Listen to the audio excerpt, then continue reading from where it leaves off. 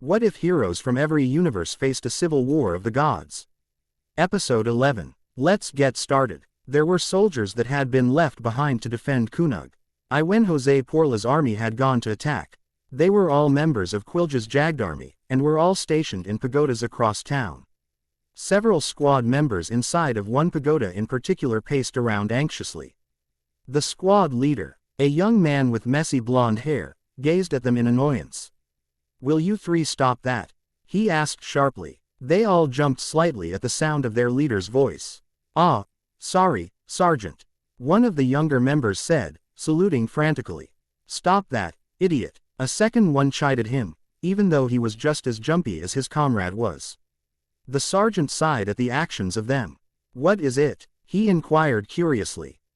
Sergeant, do you think Captain Quilj and the others can take them?" The third one responded with another question. The fourth and the FIF members of the squad both gazed at the third man like he was a fool for asking such a stupid question. "Where do you get off asking a question like that, you idiot?" The sergeant said what the other two were both thinking. I'm sorry, Sergeant." The third man apologized, bowing his head. "Captain Quilj is one of the elite, recognized by His Majesty, don't ever forget that." The sergeant reminded him, "There is no way he can lose to some trash that are merely prolonging the inevitable." "But, Sergeant, we lost before. Remind me of that again and I'll have you executed for such treasonous words." The sergeant glared at him. "I don't know how we failed before, but now it doesn't matter. If anything, it's proof that we are fated to win." The three jumpy members looked a bit uncomfortable at the sergeant's words. They also looked uncomfortable at the fact that he had threatened one of them with execution.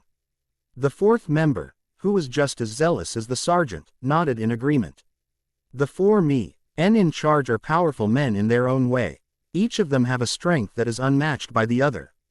Commander Jose's limitless power, Sasori's intellect and poison skills, Virgo's raw power, and Captain Quilj's jail and the versatility. With that wide range of powers amongst our elites, there is no way we can lose." The fifth member, more pragmatic than the jumpy 3 and the zealous 2, decided to add his 2 cents to the matter. "And if by some miracle they do manage to force their way past the commander and the others, or if by some even greater miracle, defeat the 4 of them, we will simply stop them in their tracks." "Stop them in their tracks," the first jumpy one repeated. "What hope would we have to beat them if they won against those 4? We have the strategic advantage." The pragmatic one responded. "With the high ground, we can rain down Hylig file on the enemy." Strange how the pragmatic one would say that without considering the raw power and durability of the Allied forces' heavy hitters. "We have no reason to worry," the sergeant said. "We are fated to succeed. The fact that we the Quincy have come back from ruin not once but twice is proof that we are fated to ascend to the top of the ruling class. It doesn't matter if the captain and his comrades fail by some strange turn of events. This town belongs to us. This country belongs to us. This world belongs to us. The universe belongs to us. Whoever dares to challenge us, we will simply destroy them." The sergeant was suddenly cut off as the entire squad was enveloped in a fiery explosion. Outside, a lone Igyur watched as the pagoda that the squad had been inside collapsed almost immediately in a fiery heap. 2nd Division Commander Sabo then turned his attention to the closest pagoda. "Next up," he muttered. Sabo lit his fist on fire. "Fire fist," he yelled, launching the fireball at the pagoda, destroying the top as soon as it made contact. Sabo watched as that pagoda crumbled like the first. 2 down and a bunch more to go, he said. "Hope the townspeople doesn't mind rebuilding after all this is over." Sabo looked around. A surprised look made its way onto his face. "Nobody's coming out to attack me yet. Seriously, geez. I guess the only people who are left here then are the ones in the pagodas guarding this town." Sabo grinned slightly. "All right then, I did promise to make things easier for my friends. And I wouldn't be much of a commander if I broke my promise." Sabo then turned his attention to another pagoda. "Fire fist," he yelled, launching another fireball at the building. Sabo watched with satisfaction as the pagoda crumbled to the ground. "Today I'm a one-man wrecking crew," he said. Meanwhile, with Jose Porla watched with his arms folded as his shade magic slowly dispersed. at what had been ground zero for his dead meteor.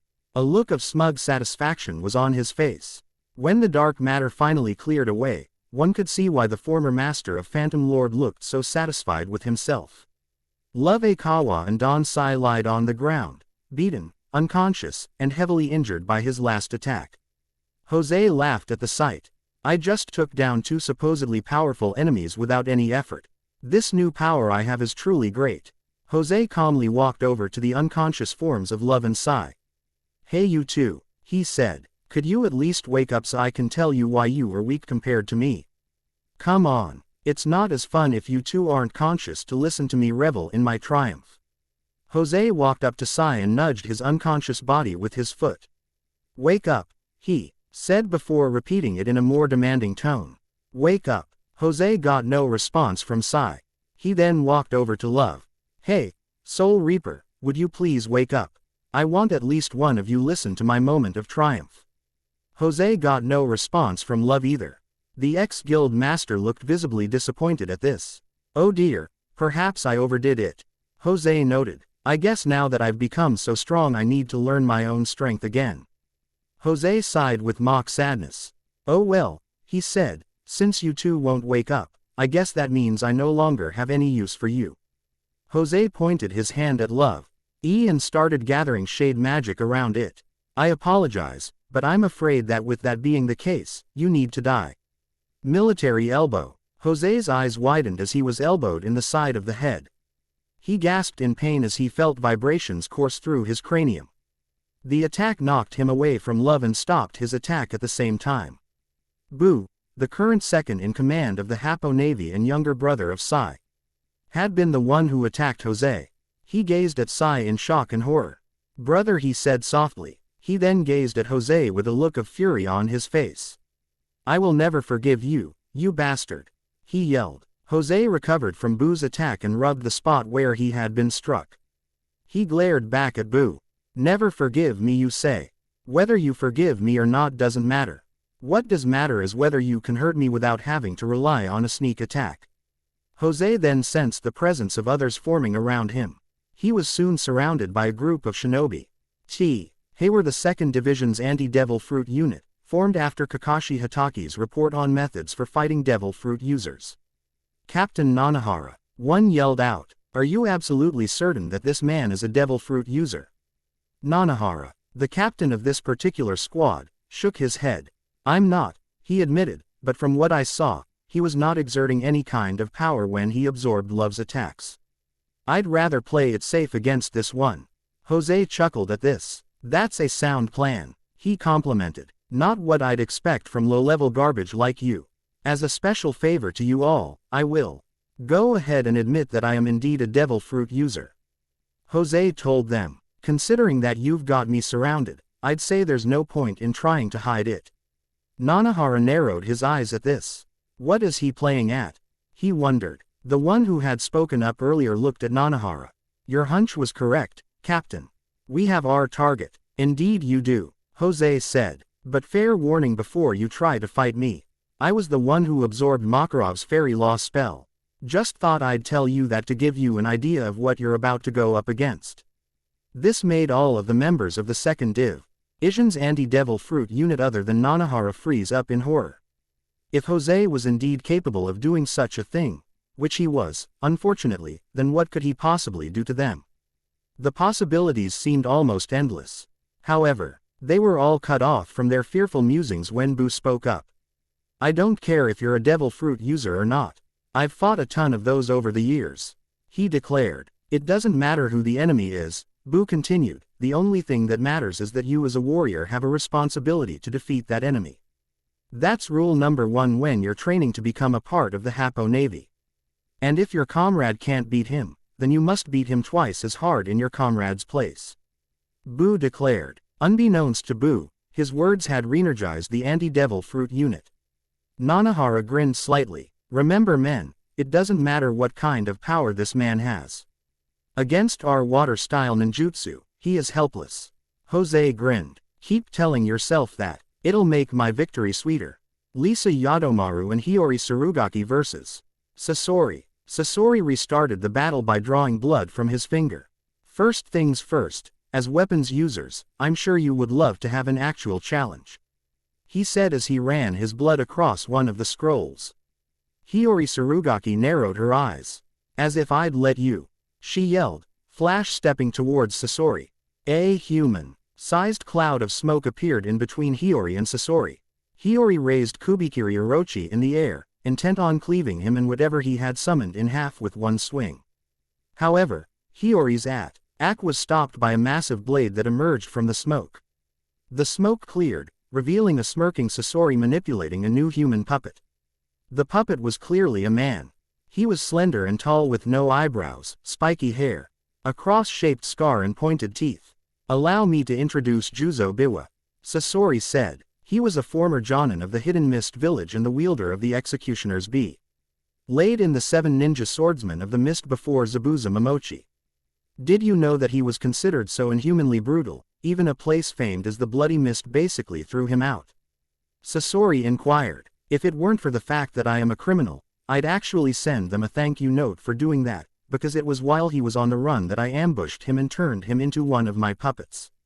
Sasori grinned and manipulated his fingers, causing Juzo to push Hiyori away from him. Hiyori retreated back to Lisa Yadomaru's side.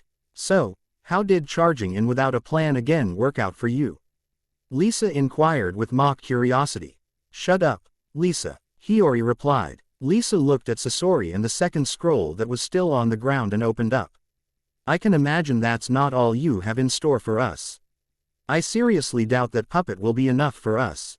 Sasori laughed at this. "You were correct, my dear," he said. "It is true that I don't expect Juzo to be enough to fight you. He is merely part one of my plan for victory. The second part lies in this scroll." The famed Red Sands continued as he ran his bloody finger across the other scroll. Lisa narrowed her eyes as another human-size cloud of smoke appeared above the scroll. "Fair warning, this one in particular is the more dangerous of the two. You'll find out as soon as I show you his power." This puppet was another male. He had silver hair, a slender but muscular frame with mop-like silver hair and a pointed nose. This man was once known as Zenbu, a former Jonin of the Hidden Rock Village. Hiyori frowned behind her mask. "He doesn't look too threatening." "Ah, but looks can be deceiving, little one," Sasori said tauntingly. "Like I said, Zenbu is the more dangerous of the two, in spite of the fact that he was the easier one to take down." "Allow me to explain," Sasori offered. "To begin, did you know that the 3rd Tsuchikage used to hire the Akatsuki quite a bit, back when we disguised ourselves as a mercenary organization?" This shocked both Lisa and Hiyori. Yes, out of the current 5 Kage, that old fence-sitter was easily the most ethically questionable. He would always hire us to do the jobs that would make the Hidden Rock look bad if they were brought to light. He could have always used his village's black ops, but you can't exactly trace a mercenary organization back to the client like you can with black ops. So, he often hired us quite a bit. Sasori laughed. "Now that I think of it, I wonder if that old geezer would have hired us as much if he knew that Deidara eventually joined our ranks. That stubborn old foe, OL would have stopped using us out of sheer spite for Deidara if he knew that. Anyway, there was once an assignment he had given us that concerned Zenbu here." Sasori got back on track. "You see, Zenbu committed a grave sin against the Hidden Rock Village." Sasori grinned darkly. "He stole from the Tsuchikage. To be more specific, he stole the secrets to particle-style ninjutsu, a very deadly Kekkei Tota." This made Lisa's eyes widen. "So you see, secrecy was a must. If word got out that the Hidden Rock lost the secret behind the Tsuchikage's power, her enemies would seize the opportunity to take it from the thief who stole them originally. That was why the Tsuchikage hired us instead of using his Black Ops unit." Sasori laughed again. "The funny thing about this entire situation though was that there was no need for our involvement. That's the irony of it all. In his panicked state, that old fool forgot one crucial thing about his former subordinate. Zenbu, with all of his new, was an arrogant and careless fool. He let his guard down too many times to ever be considered a legitimate threat to the Rock Village. Taking care of him was a trivial matter, it was switching his body with one of Akimaru's false corpse jutsu that made things difficult. In fact, If the rock had any visual jutsu users or at least medical ninja on the level of Tsunade and her disciples, they would have seen right through our plan. But they didn't, and I got my hands on a very fine addition to my collection, complete with the powerful secrets of the particle-style jutsu that he had managed to learn before his death. Sasori concluded. That's impossible, Hiyori yelled. There's no way in hell that a stupid puppet could possibly retain abilities it had in life.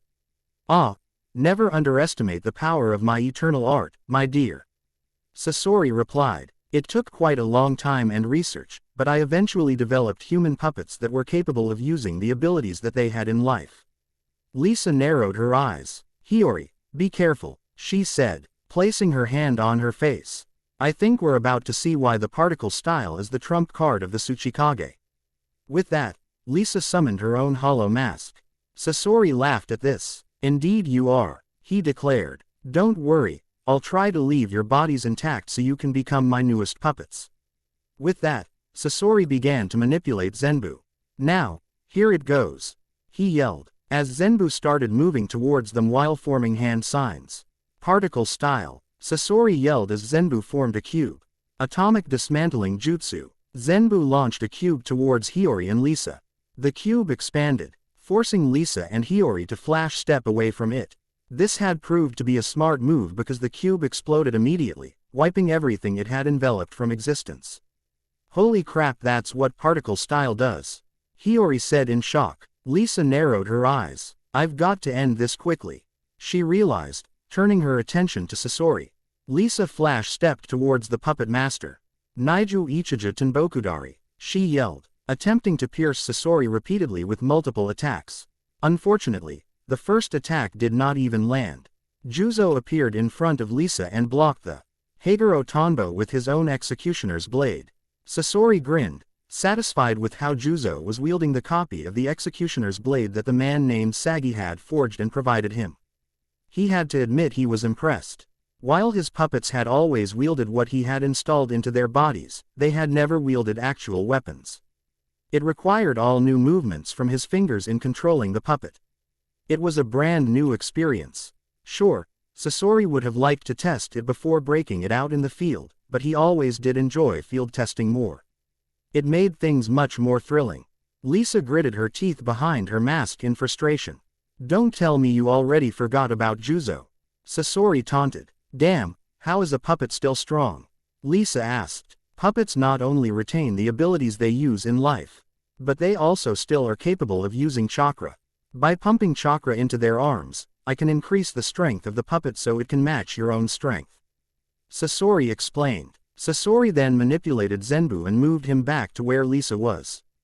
Particle style, Sasori yelled. Atomic dismantling jutsu. This time, Zenbu formed a small pillar in his hands. Pillar. Zenbu fired the pillar like a laser beam. Lisa barely flash-stepped away and avoided the attack. Sasori grinned darkly. One puppet is for defense, and the other is for offense. You are fools to think that I did not have a plan for victory. One can only stain the sands with the blood of his enemies through careful planning, not through brute force. Yeah, but you didn't exactly plan for someone getting behind you, Hiyori yelled. Appearing behind Sasori, Sasori smirked and leapt into the air, avoiding Hiyori trying to slash his back with Kubikiri Orochi. A puppet master is not known for taijutsu, but we are masters at avoiding danger. Hiyori's eyes widened behind her mask. He sensed me coming. Sasori then pulled on his chakra strings, pulling Juzo and Zenbu back towards Hiyori. Juzo held out his executioner's blade horizontally, intent on decapitating Hiyori in a single swipe. Hiyori quickly held out her Kubikiri Orochi and blocked it, stopping Juzo dead in his tracks. Much to Hiyori's horror, her mask started to crack. Sasori grinned. Don't forget about Zenbu, dear, he said tauntingly, manipulating the former hidden rock Jonin to go through more hand signs. Hang on Hiyori, Lisa called out. Particle style. Scattered light. Several small spheres appeared around Zenbu's 10 fingers. Zenbu then held out his fingers like claws and fired the spheres at Hiyori. The spheres expanded slightly and struck Hiyori all over her body. Luckily, she managed to avoid fatal blows because her mask took the brunt of the attacks that hit her face. However, the mask did shatter upon impact. Lisa's eyes widen. Ed behind her mask in horror at the sight of Hiyori's body. The poor girl looked like Swiss cheese. The wizard fell onto her back. Her eyes wide as adrenaline frantically coursed through her body, trying to help Hiyori ignore the pain coursing through her body. Unfortunately, once it wore off, she would be in a ton of pain. Her body did look like Swiss cheese after all. Sasori turned his attention to Lisa. "One down, one to go," he said. "And you're now hopelessly outnumbered." Lisa glared at Sasori behind her mask. "Yeah, but I'm the one to beat," she said, twirling Haguro Tonbo. Sasori chuckled at this. "By all means, prove it," he said. Lisa started twirling Haguro Tonbo even faster. Ju Ichija. Tonbo Uchiwa. Haguro Tonbo was practically a blur at this point. Lisa flash-stepped towards Sasori. Sasori's eyes widened at the danger this attack posed and pulled back Zenbu, and moved Juzo in front of him. Lisa appeared in front of Sasori and Juzo swinging the blurred Haguro Tonbo at the human puppet. Sasori frantically manipulated Juzo to swing his executioner's blade and match Lisa's attack. He also made a bladed gauntlet appear from Juzo's wrist to continue to match Lisa. However, Lisa can't Inu'd to increase the momentum of her attack. Suddenly, the gauntlet shattered upon making contact with Haguro Tonbo, much to Sasori's surprise. Her momentum keeps increasing. Lisa grinned behind her mask. "There's no substitute for real human strength," she told him. "You can't hope to stop the momentum of my Haguro Tonbo. With a hollow body, chakra or no chakra." With that, Lisa bifurcated Juzo and severed the chakra strings connecting him with Sasori. Sasori watched in horror as Juzo's halves fell to the ground. Lisa's Haguro Tonbo continued to twirl around. The wind started to pick up around the weapon. Sasori's eyes widened in realization. She's using the momentum to gather wind and use it as a weapon. "Even I can't stop it once it gets going," Lisa admitted as she charged Sasori. "I didn't really want to use this because I didn't want to get Hiyori caught on accident." Sasori frantically leapt away from Lisa, who continued to charge at him. "You can't run forever, Sasori," she declared. Sasori glared at Lisa. "Indeed I can't," he admitted. "I'm going to end this right now." Sensing danger, Lisa spun around and swung the spinning Haguro Tonbo, knocking away the executioner's blade, which had been swung by the top half of Juzo's body. "That thing can still move." Lisa was surprised. "So can this one." Sasori moved Zenbu in front of him. The puppet having finished a series of hand signs. Particle style. Atomic dismantling jutsu. Sasori yelled as Zenbu fired a cone-shaped projectile. Cone. Lisa looked over her shoulder just as her back was pierced by the cone. Lisa gasped in pain at the hole in her body. Her mask finally shattering from having run out of time and energy. The wizard collapsed onto her stomach, struggling to stay conscious. Sasori chuckled at the sight. "Be glad I left your body in one piece. I do need to turn you and the girl into puppets after all. You'll make fine additions to my collection." Sasori looked at Lisa and Hiyori, taking note of the injuries on their bodies. "Those injuries will make things difficult, but I can always replace those areas with weapons," he noted. "It's a shame, poisoning you both was out of the question because I was uncertain how your unique bodies would react. It's one thing to poison someone alive, but another to poison someone who's technically dead already." Sasori grinned sadistically. "Perhaps I can test out my poisons on you both now that you're not going anywhere. This is what I love about this war. The possibilities are truly endless for me as an artist. So many opportunities to create eternal beauty." Lizanna Strauss, Jenny Relight, and Ichiya Vandalay Kotobuki vs.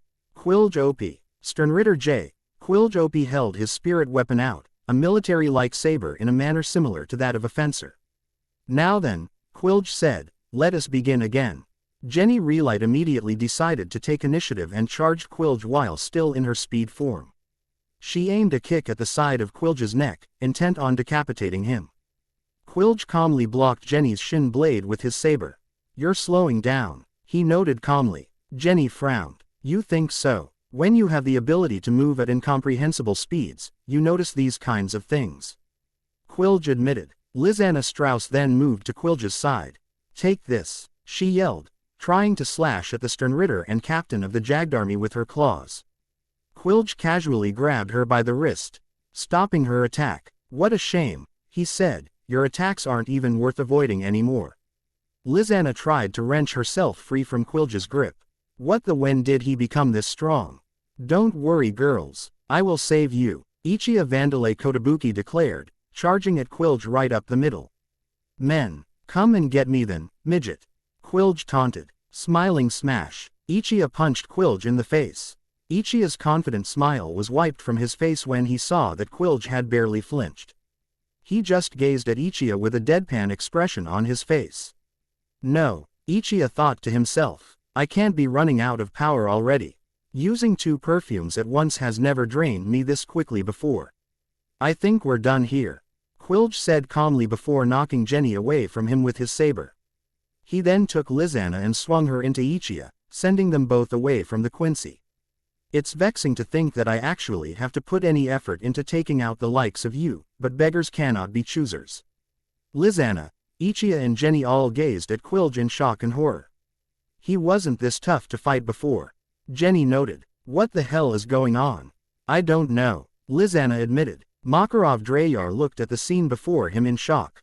Just like that, Quilge had completely turned the tables in this fight. This is bad, he thought. I have to get out of this cage somehow. The old master of fairy tale was desperately trying to figure out the secret behind this sudden turn of events. However, even he, a man who had wisdom to match his age, had absolutely no answer for this. All he could think was, be careful my children, Quilge sighed in mock sadness. Very soon all you'll be able to do is stand up. And even that will be a challenge. He noted. Don't worry, he said. I promise I'll try to end your lives quickly before it comes to that point. It's truly torturous for warriors to be useless on the field of battle. Quilge stated with a grim expression.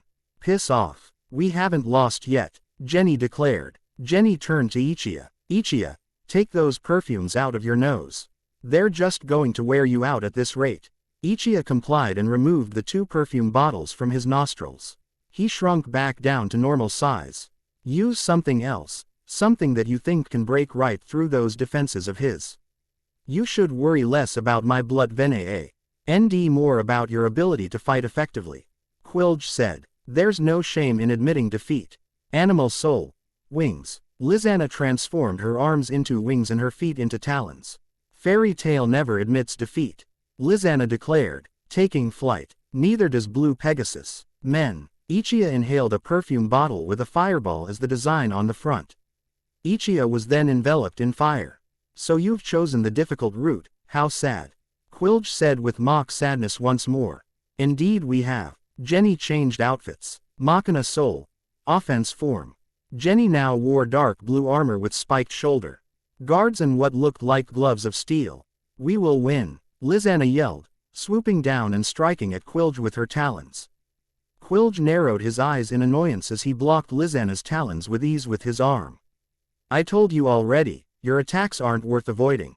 Deciding to take care of the weak annoyance, Quilge raised his saber and swiped at Lizana, only for her to fly up and away from him. Maybe, but I can be a distraction. Quilge looked down just in time to see Ichiya rushing towards him in a ball of fire. Justice Flame Men. Ichiya threw a fiery punch at Quilge's stomach. Ilge managed to block the attack by holding his saber in front of him. Jenny then leapt over Ichiya and at Quilge. Her fist was now shining a green light. Power punch. Jenny gathered her magic power in her fist and punched Quilge square in the face. Quilge's eyes widened in surprise. She shouldn't be this strong right now, he thought to himself. Unless of course she's gathering up what's left of her magic power to try and end this fight quickly. Quilge was knocked away from Ichiya and Jenny. His glasses fell off of his face and onto his back. He then got to his feet, rubbing his face. That actually hurt. She broke through my blood venin. Quilge then noticed that Jenny was panting. Well now, it looks like I was right, he noted with a smug look of satisfaction on his face. He then casually walked over and picked up his glasses. I'm legitimately impressed, he said. You're still managing to make me work for this win in spite of everything. Quilge put on his glasses. Good, my glasses aren't damaged, he said. I do need these after all. Quilge gazed at Ichiya, Jenny and Lizana. Oh, would you look at that, he said. You may not realize it yet, but it appears your bodies are on your last legs. Very soon, your adrenaline will run out, and you'll feel the fatigue that comes out of running out of power. All three wizards' eyes widened in realization. That can't be. Lizana said in disbelief. There's no way any of us could have run out of magic power that quickly. Quilge grinned darkly. Deny it all you want, my dear. That is the truth, he insisted. You have run out of power. As such, you are out of luck. This battle is mine. You're going to die here, I'm afraid. It's only a matter of time now. We're not beat yet, Jenny insisted. Ah, but you are. Even now your power is draining out of you. I wonder how long it'll be before you collapse. Quilge noted. In fact, I could kill you all now if I wanted to. Unfortunately for you, if I tried to kill you all as I am now, it would take too long. In fact, it would be quite painful for you. So, Quilge moved his hand to his lightened hand. As a special favor for you three, I will go ahead and make this quick with my full power. With that, Quilge's power skyrocketed as reishi wings and a strange-looking halo sprouted on his body. Quincy Volstandig. Bisquiel. Lizana's eyes widened in horror. His power, it's incredible. Men Ichia muttered in shock. Jenny desperately tried to keep a brave face despite everything. I'm not afraid of you, she declared. I won't back down. Mira wouldn't back down, so I won't either. Jenny was cut off as Quilge Herenkyaku'd behind her.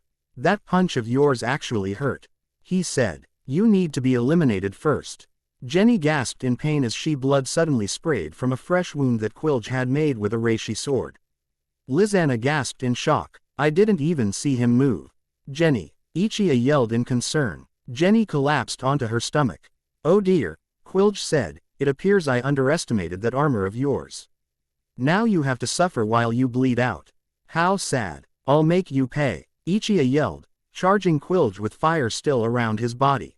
Justice Flame Men. Ichia threw another fiery punch at Quilge. However, before Ichia's fist made contact, the flames went out around his body, much to his shock and horror. Quilge grabbed Ichia's wrist. See, you're out of power and out of luck, he said before crushing Ichia's wrist. Ichia screamed in pain. Lizana snapped out of her horrified state. Hang on, Ichia, she yelled, flying towards him and Quilge, ignoring the fatigue she was currently experiencing. Makarov's eyes were wide at what was currently happening in front of him.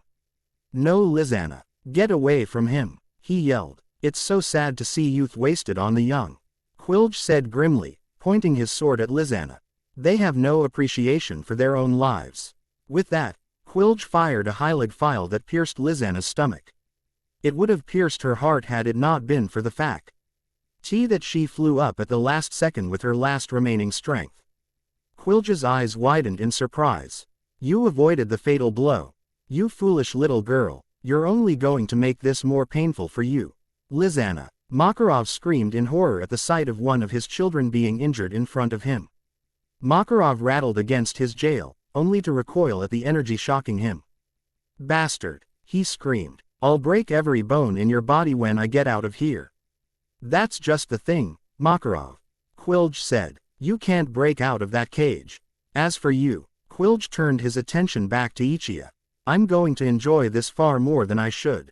But considering how much you've irritated me, this is more than you deserve. With that, Quilge swung his sword horizontally, intent on decapitating Ichia. Ichia, at the last moment, managed to lean back and avoid decapitation. However, his throat was still slashed by the attack. Quilge gasped in surprise once more, dropping Ichia onto his back in the process. You avoided the fatal blow as well. What is it with you people? Why do you choose the more painful route just so you can have a small chance at living? Because death means we can no longer be around those precious to us, Sternritter. Makarov glared at Quilge. We would rather sustain any kind of pain if it means being the people we love than take the easy way out and die. It's something a bastard like you could never understand. Maybe, Quilge admitted, but something as useless as that is something I have no intention of understanding. Now, are you done insulting me? Because I would very much like to put these three out of their misery. Darui vs. Virgo. Darui continued to swing his cleaver's sword against Virgo's hockey-enhanced bamboo stick. He desperately tried to keep his distance with every swing. Because now that Virgo's entire body was covered in haki, his strength had increased exponentially. So, he had to keep his distance so that he did not get punched or kicked. Unfortunately, this put Darui at a distinct disadvantage because when he was fighting up close, he could exert more strength into his sword and overwhelm Virgo. However, with his arms fully extended, he could not exert as much strength. It certainly did not help that physically, Virgo was much stronger than him. "You'll never beat me if you're too scared to fight me up close, you know." It looked like Virgo already had him figured out. "Sorry, but I have no intention of getting my bones broken by you and those fists of yours," Darui pointed out. Virgo frowned and knocked Darui's cleaver sword away. Demon bamboo pistol. Virgo fired a spear-like air bullet at Darui. Darui grunted in pain as the air pierced through his left shoulder and coming out cleanly through these back. "Son of a bitch," he cursed lowly. Darui stumbled backwards, clutching his open wound. "So, can you still wield that sword effectively?" Virgo inquired curiously. "Dirty trick," Darui frowned. "Then again, I'd expect nothing less from a pirate. And hell, shinobi are no better sometimes." Darui buried his cleaver sword into the ground. "Yeah, no way in hell can I fight you with only one hand on this sword," he admitted. "I guess this means the only thing I can do is ninjutsu now. But I guess it's better than nothing, and I certainly don't want to get close to you anymore." "Who said I'll let you keep your distance?" Virgo inquired. "Shave." Virgo sped towards Darui. Darui gathered chakra into his legs and leapt away just in time to avoid Virgo swinging his bamboo stick downwards. Darui then did some hand signs. Storm style. Spotlight beam. Darui fired a piercing beam of light blue chakra from the palm of his hand at Virgo. Shave. Virgo sped to the side, avoiding the laser beam. Darui grinned slightly in victory. "You sensed the danger, didn't you?" He looked to where Virgo had reappeared. "Indeed I had. Concentrated chakra like that may have actually pierced right through my haki," Virgo noted. "Very impressive, Darui." Arui grinned and did some more hand signs. "I'll take you down with attacks even you can't hope to avoid," he promised. Storm style. Laser circus. Virgo watched as several beams of light blue chakra were fired towards him. "You are stubborn," he noted, raising his bamboo stick in the air. Virgo slammed the stick into the ground, tipping a chunk of ground upwards. Virgo used the chunk of ground as a shield to take the brunt of the laser circus. While the storm-style ninjutsu did ultimately break through the ground, it had lost its power and as a result harmlessly bounced off of Virgo's body. Darui frowned in frustration. Virgo then noticed the chunks of ground and dust gathering around him from what he had done with his bamboo stick. He grinned, getting an idea. "You lose, Darui," he said, twirling the bamboo stick around, kicking up a cloud of dust. Darui's eyes widened, realizing that Virgo was laying down smokescreen. "Wind style," he said quickly. "Great breakthrough." Darui created a gust of wind that blew away the dust, only for it to reveal to him that Virgo was nowhere to be seen. Darui looked around. Where's he going to come from? The back, left, right, above. Normally this was easy for Darui. Due to shinobi training their bodies to peak physical condition, their eyes were usually capable of even spotting high-speed fighters. But it was tough when he had not been able to follow Ergo from the exact moment he had begun to move at high speed. When that happens, Darui has to first find Virgo, then adjust his eyes to adapt to Virgo's speed, and in a high-intensity situation like this, that was practically suicide. Left, right, behind, above. Darui looked to his left, only for a searing pain to shoot through his right arm. "Gah!" Darui screamed in pain. Virgo had struck him in the arm with his bamboo stick. "Too bad for you, I was circling you, fool." Darui clutched his broken arm. "Son of a bitch," he groaned in pain. "You're gonna pay for that, Virgo." Virgo frowned at the way Darui addressed him. "Shinobi," he said. "That's Mr. Virgo to you." Virgo rushed Darui and punched him square in the stomach. "I am your superior," Virgo yelled as he struck Darui in the side of the head with his bamboo stick, sending the Cloud Jonin stumbling backwards. And not just in terms of rank, as a vice admiral in the Marines and executive officer of the Don Quixote Pirates, but I am an emissary too. A man with the blood of gods in his veins. Therefore, Virgo said as he continued to brutally assault Darui, I deserve to be treated with the utmost respect. Therefore, you will address me as Mr. Virgo. Virgo kicked Darui square in the jaw, sending him flying. Virgo smirked victoriously at the sight. I think I made my point, he said. Meanwhile, with Quiljopi. Quiljopi raised an eyebrow as he took notice of something coming towards him at high speed. He turned to see Darui land on the ground. Well now, it looks like Virgo has finished things up on his end. He noted. None of the elites had gone far when they had gone off to fight. They were confronted almost immediately because they had been identified as threats. Virgo soon appeared nearby. Oh, Quilj, you're wrapping things up too, Indeed I am. These three barely put up a fight when I transformed into Bisquiel. Quilj told him. Virgo looked over at the cage. Must have been Tortius, Makarov. He inquired. Watching these people get beat up in front of you. Damn you. Makarov responded before swaying on his feet. What is this? Why do I feel tired all of a sudden? I'll take that as a yes. Virgo shrugged. Makarov looked over at Darui. Darui, are you all right, boy?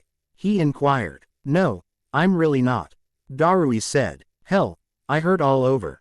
This is real dull. We're in a crisis, Darui. They're going to kill Lizana, Ichia and Jenny. Makarov told him. Oh, they are. Darui said groggily. That's not good. Shouldn't you do something about it? I can't. I'm trapped in this damned cage. Makarov said. Makarov, perhaps you should quit Sing with Darui and watch what I'm about to do to your comrades. Quilj suggested. Quilj walked over to Lizana. Since I can see this girl bears the same guild mark as you, I think I'll start with her. Don't worry, my dear. Quilj addressed Lizana next. You've suffered long enough. I'll end your life now. Quilj walked over to Lizana. Makarov's eyes widened. Lizana, he yelled in concern. Hey, Makarov, you can't get out of that cage. Right, Darui muttered. Darui, if you have time to talk, get up and save Lizana. Makarov demanded. I really can't. Darui admitted grimly. I've kinda got a bunch of broken bones from Virgo beating the crap out of me. However, I can do this. Darui raised a single hand sign in the air. You may not be able to break out of this cage, but I can give this a shot. If it doesn't work, we're all gonna die anyway, so it's worth a shot at least. Quilj stopped in mid-step and frowned at Darui's statement. You think that, don't you? The only way to break out of that cage is to have Quincy blood. And I seriously doubt that either you or Makarov have a drop of blood in your veins. Hey, who said anything about breaking the cage? Darui grinned before being enveloped in a cloud of smoke. Makarov was as well. Virgo narrowed his eyes and leapt at the cloud of smoke, raising his bamboo stick in the air. Suddenly a giant form appeared from the cloud of smoke and grabbed the bamboo stick. Makarov glared down at Virgo from his giant form. You've just awoken a sleeping giant. Makarov tossed Virgo away before turning his attention to a shocked Quilj. How none but a Quincy can break free from my cage. Hey, that's because he didn't break out, we just switched places. Darui spoke up, revealing himself to have taken Makarov's place in Quilj's jail. Never thought substitution jutsu would actually serve a purpose like this. Not that I'm complaining, of course. Makarov walked towards Quilj, who was too shocked to do anything. Makarov's level of power was still stifling. Impossible, he's still so strong in spite of Jose's charge fruit draining him of his magic power. Quilj thought in disbelief. You're a monster. Quilj realized, subconsciously stepping away from Makarov. And you've made the mistake of hurting a child of this monster. Makarov said in a monstrous voice. We all pay for our mistakes in life at some point, Quiljopi. You will simply pay for them now. Makarov started gathering magic power into his right fist. Get away from me, he demanded, firing several Heilig File at Makarov. Makarov held up his left arm, letting it take the damage. I think not. Monsters are unreasonable beasts, you know. Are you ready to see how unreasonable we are? Quilj looked at Makarov's right fist. His eyes wide in terror. All of that power, oh god, I'm terrified. I'm actually terrified, he thought to himself. With that, Makarov punched Quilj square in the chest. Gah! Quilj screamed in pain as the sheer physical strength mixed in with Ma. Kurove's immense magic power gathered into his fist launched him into the air. Quilge's wings and halo shattered from the power as he continued to fly from Makarov's attack. He then went through several pagodas. His flight eventually ended on the 5th pagoda as he made a crater in the building wall.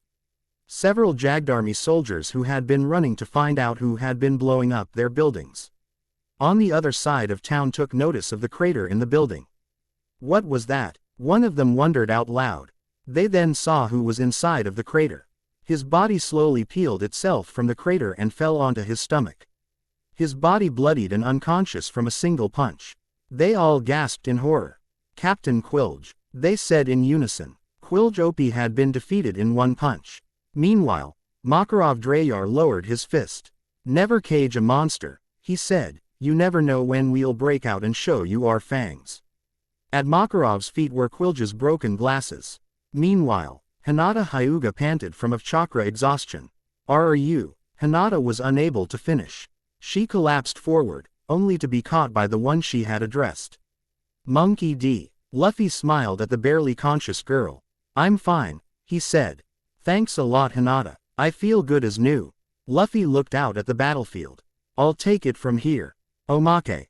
Merchandising. Homage to Mel Brooks. What did you bring us here for, sir? Ichigo Kurosaki carefully addressed his boss.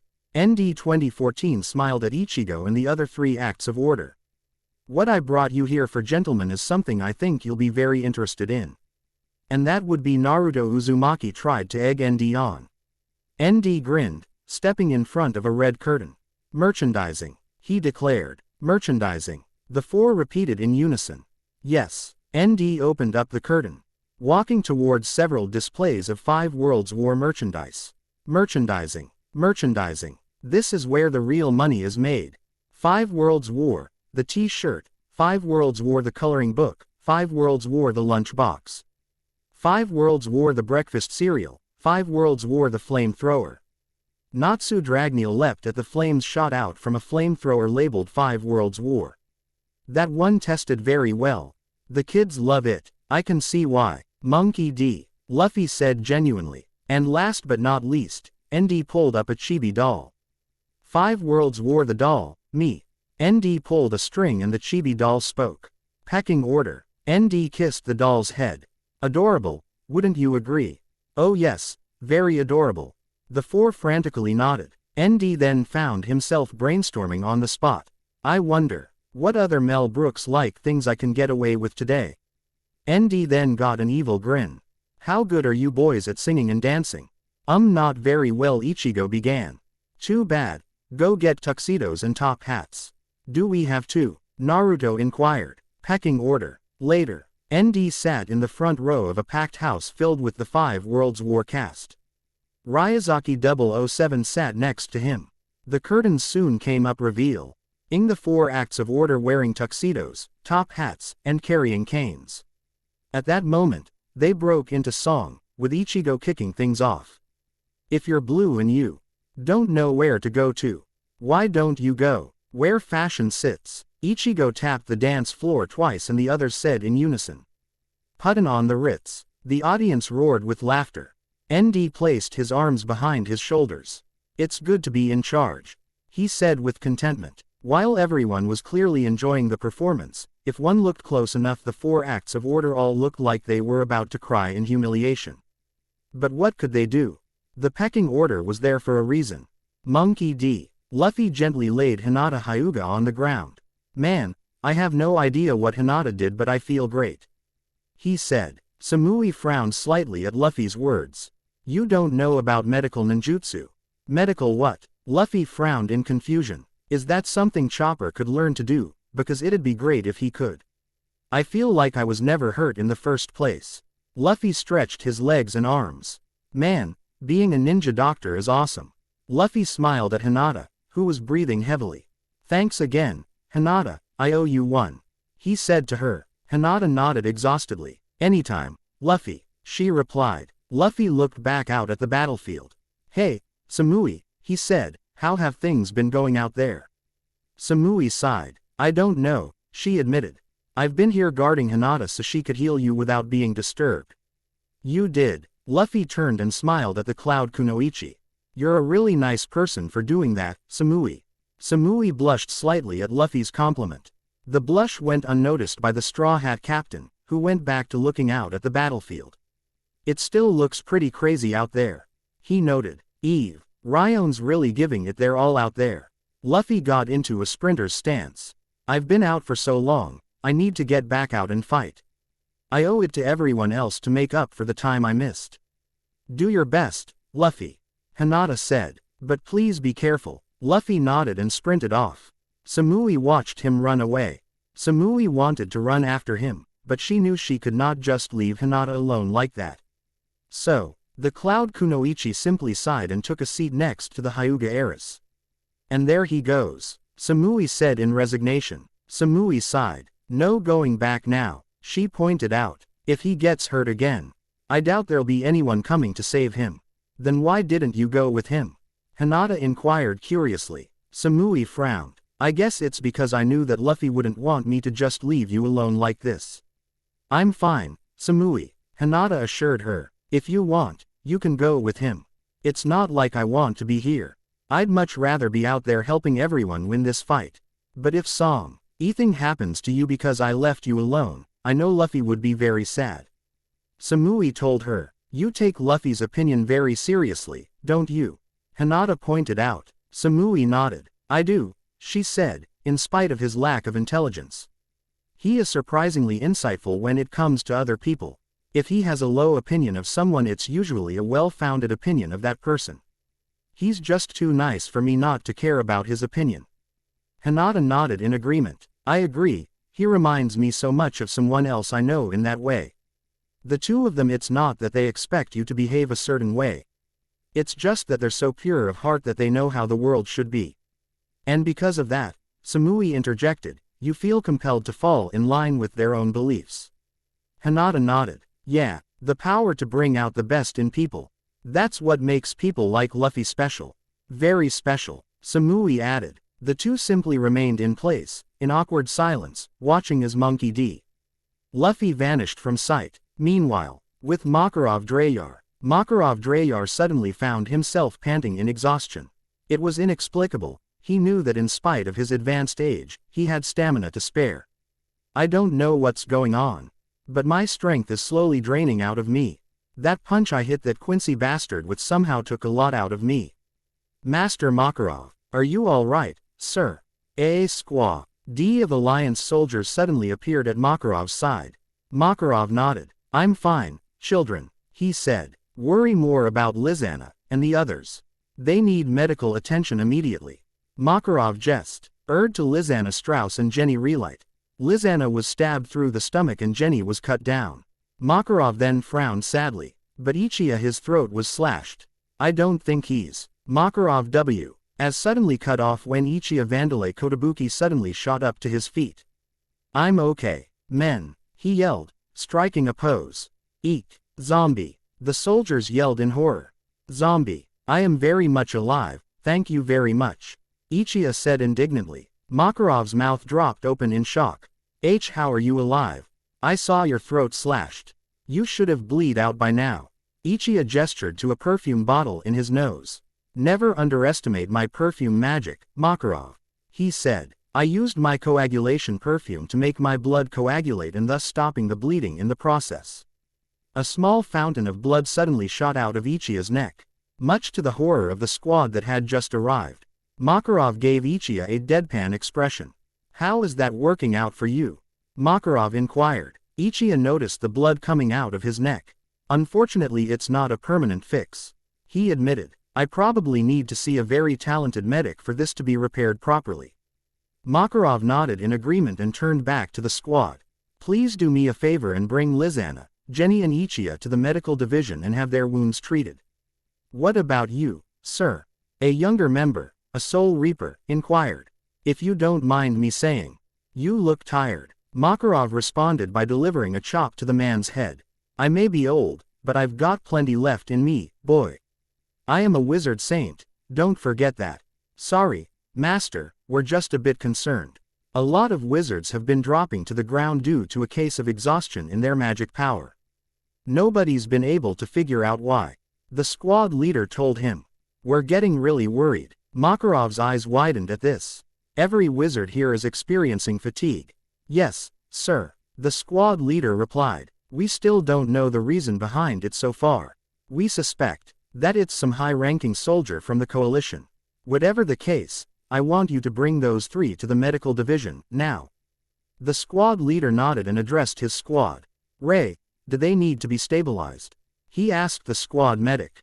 Ray, a Squad 4 Soul Reaper, ran over to Lizana and Jenny. After giving them a quick look, she turned back to her superior. No sir, she said, we can move them right now. Although I think we should keep an eye on them in case they get worse. The squad leader nodded. Okay then, he said, turning to 3 others. Satoshi, Jen, Kino, I want each of you to pick them up and bring them to the medics. Yes sir, the 3 named soldiers said in unison before going to pick up Lizana, Jenny, and Ichiya. I can walk on my own.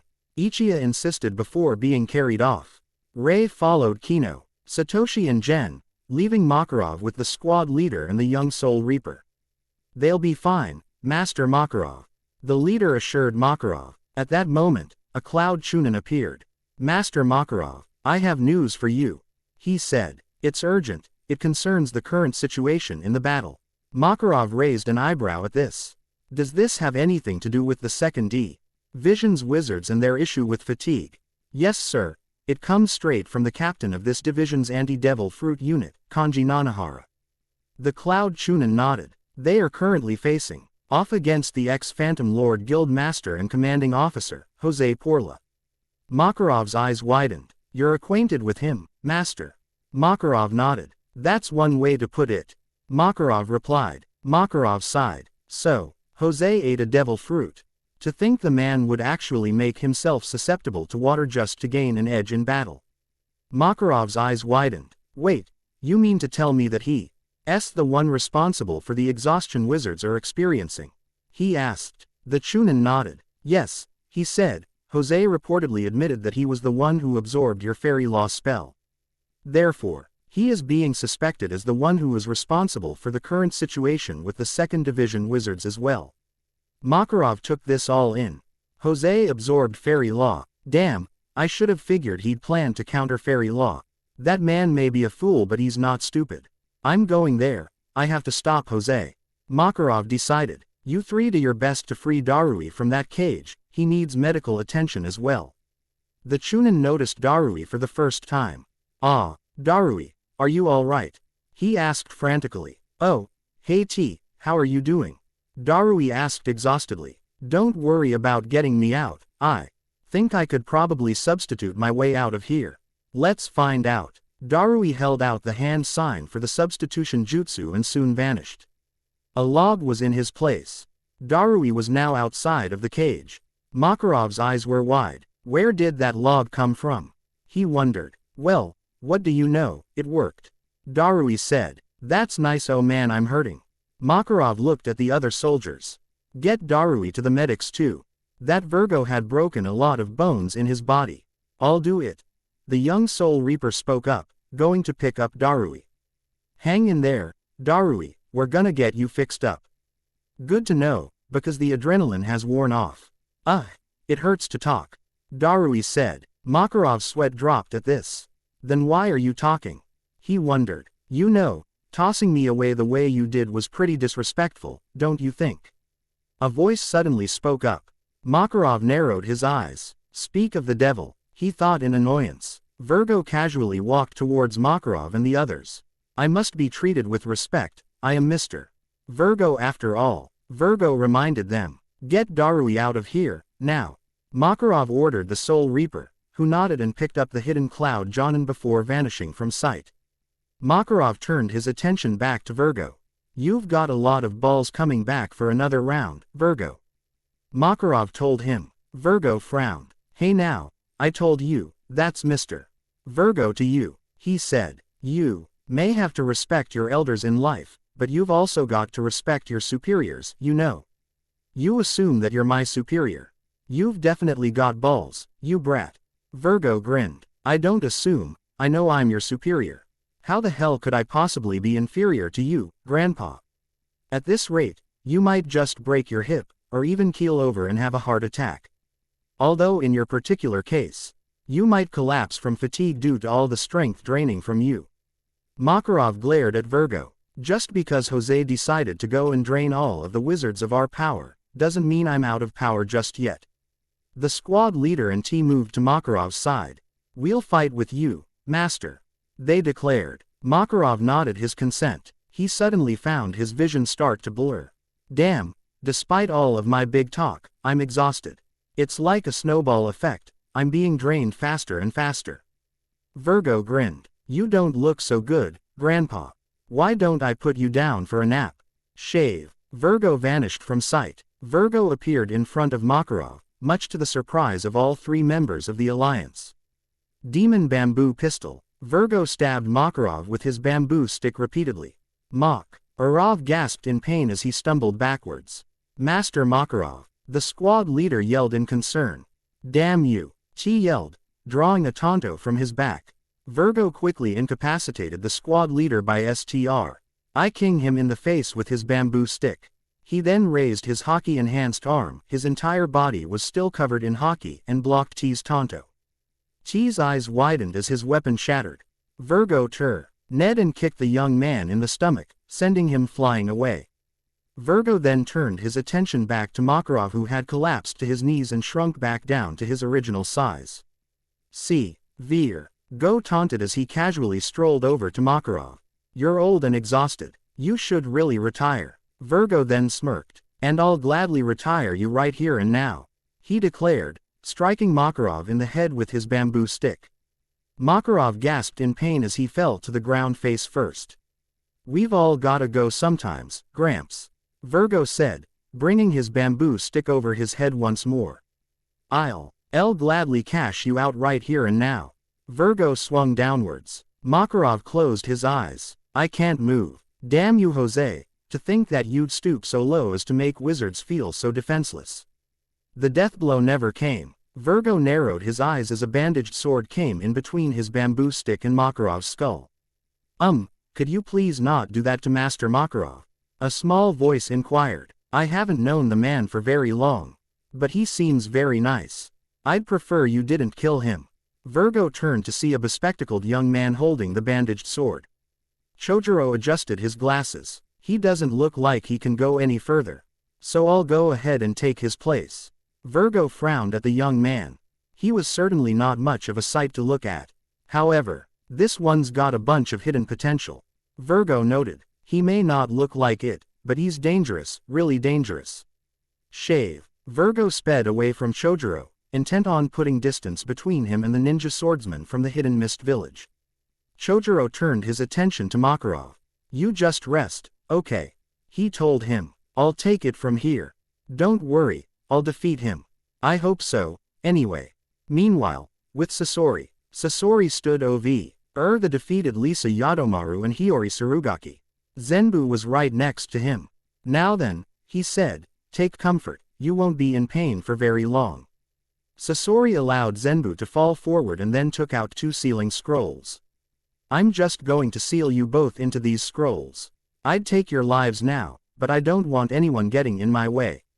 Anyway, once I do that, you'll be suspended in a state of animation. You won't be alive, you won't be dead, you won't even feel any pain. It's bliss, really. You should be thanking me for giving you such blissful moments before the end of your life. And once I get back to my workshop, I'll unseal you both and then I'll start on the process. I'll end your lives quickly and painlessly. Then, I'll remove your internal organs, preserve your bodies to prevent decomposition. And then complete the process by replacing your skin with wood and adding weapons to your body. Sasori told him, but I promise you, the process will be painless. I'm a man of my word. I'm nowhere near as twisted as that snake of a partner I used to have. Sasori promised them. Sasori opened his 2 sealing scrolls. Now then, let's get this over with.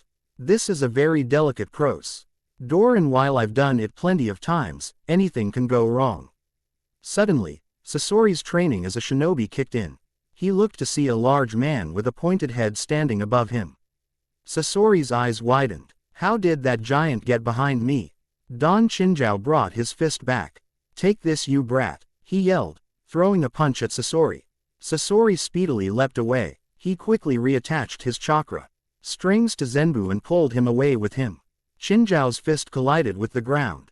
Sasori watched in shock as the ground vibrated and shattered from Chinjiao's fist. I would have been in serious danger if that had hit me, Sasori noted as he instinctually readied Zenbu for battle once again. Sasori then got a better look at Chinjiao's pointy head.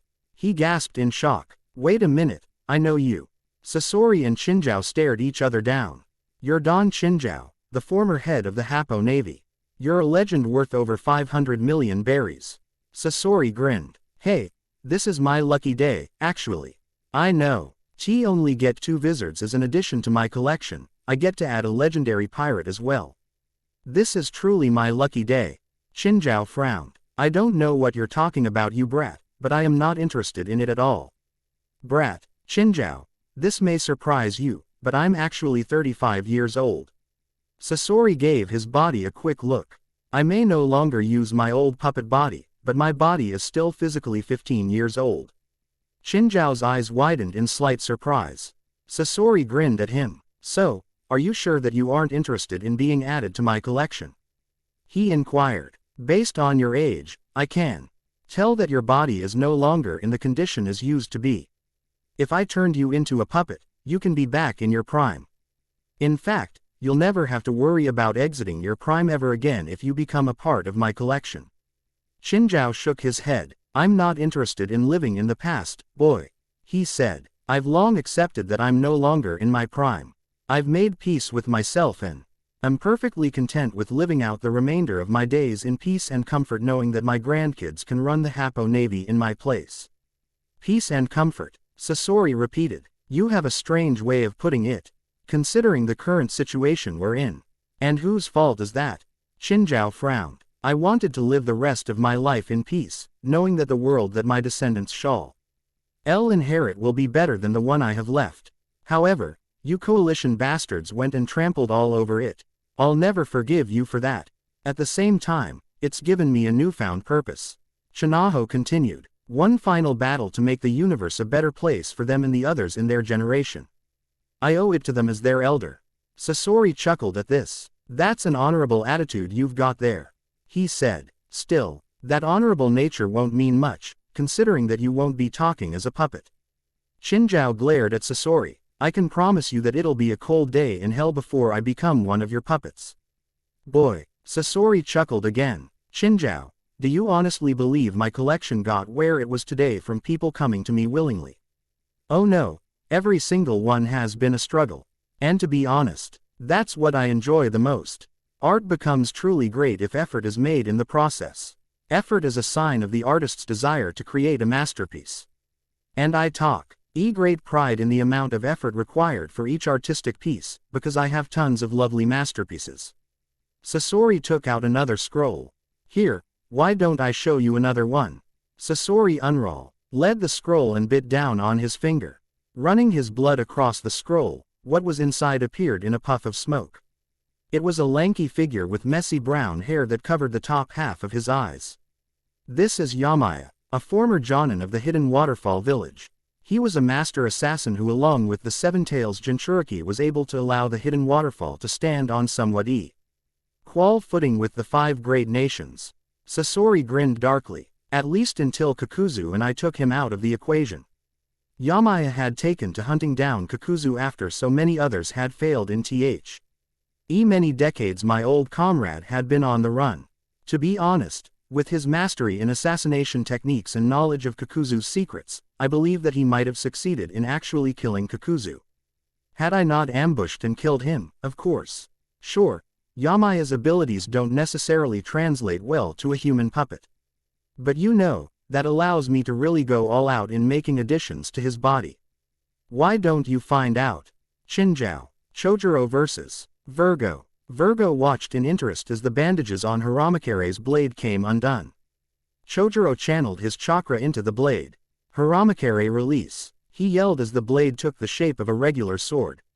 Virgo raised an eyebrow at the sight. That's an interesting weapon you've got there. Now, If you would just give me a moment, I'll draw my own sword and we can see whose blade is stronger.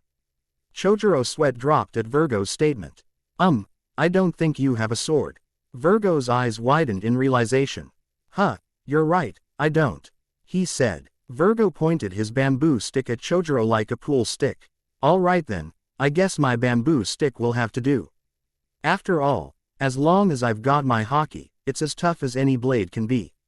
Shave. Virgo sped towards Chojiro. Virgo appeared in front of the ninja swordsman. Demon bamboo. Virgo swung the bamboo stick at Chojiro's head, intent on taking him out in one shot. Chojiro Ki. CKLY held the Haramakare in between his head and the bamboo stick, blocking Virgo's demon bamboo attack. Virgo's eyes widened behind his sunglasses in slight surprise. He stopped my bamboo stick. Virgo cocked his free fist back and threw a punch at Chojiro, only for the bespectacled young man to leap backwards and avoid the punch. The ninja swordsman then held out several one-handed hand signs in rapid succession. Water style. Water shuriken jutsu. Chojiro created several water shuriken out of the moisture in the air and launched them all at Virgo. Virgo quickly twirled his bamboo stick in front of him and blocked the shuriken. Chojiro then channeled chakra into his legs and leapt at Virgo. He transformed his Haramakare into what looked like a hammer. Virgo's eyes widened as Chojiro swung the hammer at him. Virgo managed to block the strike with his bamboo stick, but was still sent flying from the impact. The executive officer of the Don Quixote pirates skidded across the ground on his feet. Demon bamboo shoots. Virgo thrusted his bamboo stick forward several times, firing several air bullets at Chojiro. Chojiro easily batted the air bullets away with the hammer form of Haramakare. He then changed his sword into a longsword form. Take this, he yelled, swinging it forward, watching as the length of the blade extended.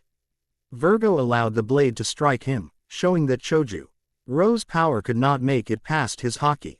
Chojiro's eyes widened at the sight. No way, I'd really hate to break it to you, kiddo. Virgo said, but an attack like yours won't be able to make it past my haki. The new world, which is where I operate in, is the place that truly separates the men from the boys in terms of power. If you can't cut through my haki, then I'm afraid you could never hope to survive in the new world. And if you can't survive in the new world, Virgo continued, then I'm afraid you have no hope of defeating me. Chojiro's eyes were wide. The longsword form receded back to its regular form. Virgo then sped towards Chojiro with shave and kicked the young man in the stomach. Gah! Chojiro grunted in pain. Chojiro flew backwards. Virgo grinned at the sight. Well now, it looks like I've broken him. He noted. Tempest kick. Virgo yelled, launching a vertical air blade at Chojiro. Chojiro managed to block it with Haramakare. Virgo quickly followed up his attack by aiming his bamboo stick at Chojiro. Demon bamboo pistol, he yelled. Chojiro cried out in pain as his side was pierced by Virgo's attack. Virgo grinned at the sight of Chojiro's pained expression. You don't look so good. In fact, you look like you're in pain.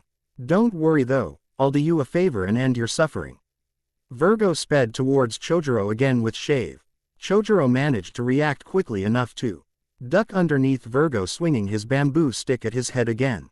He then thrusted the Haramakare forward, intent on impaling forward, only for it to be stopped by Virgo's haki-covered stomach.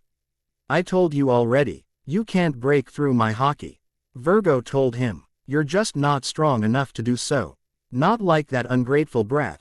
Law, Virgo thought spitefully, I don't know how he got so strong, but the next time I see him, I'm going to give him a beating worse than all the others. He'll remember his place, he'll remember that I'm Mr.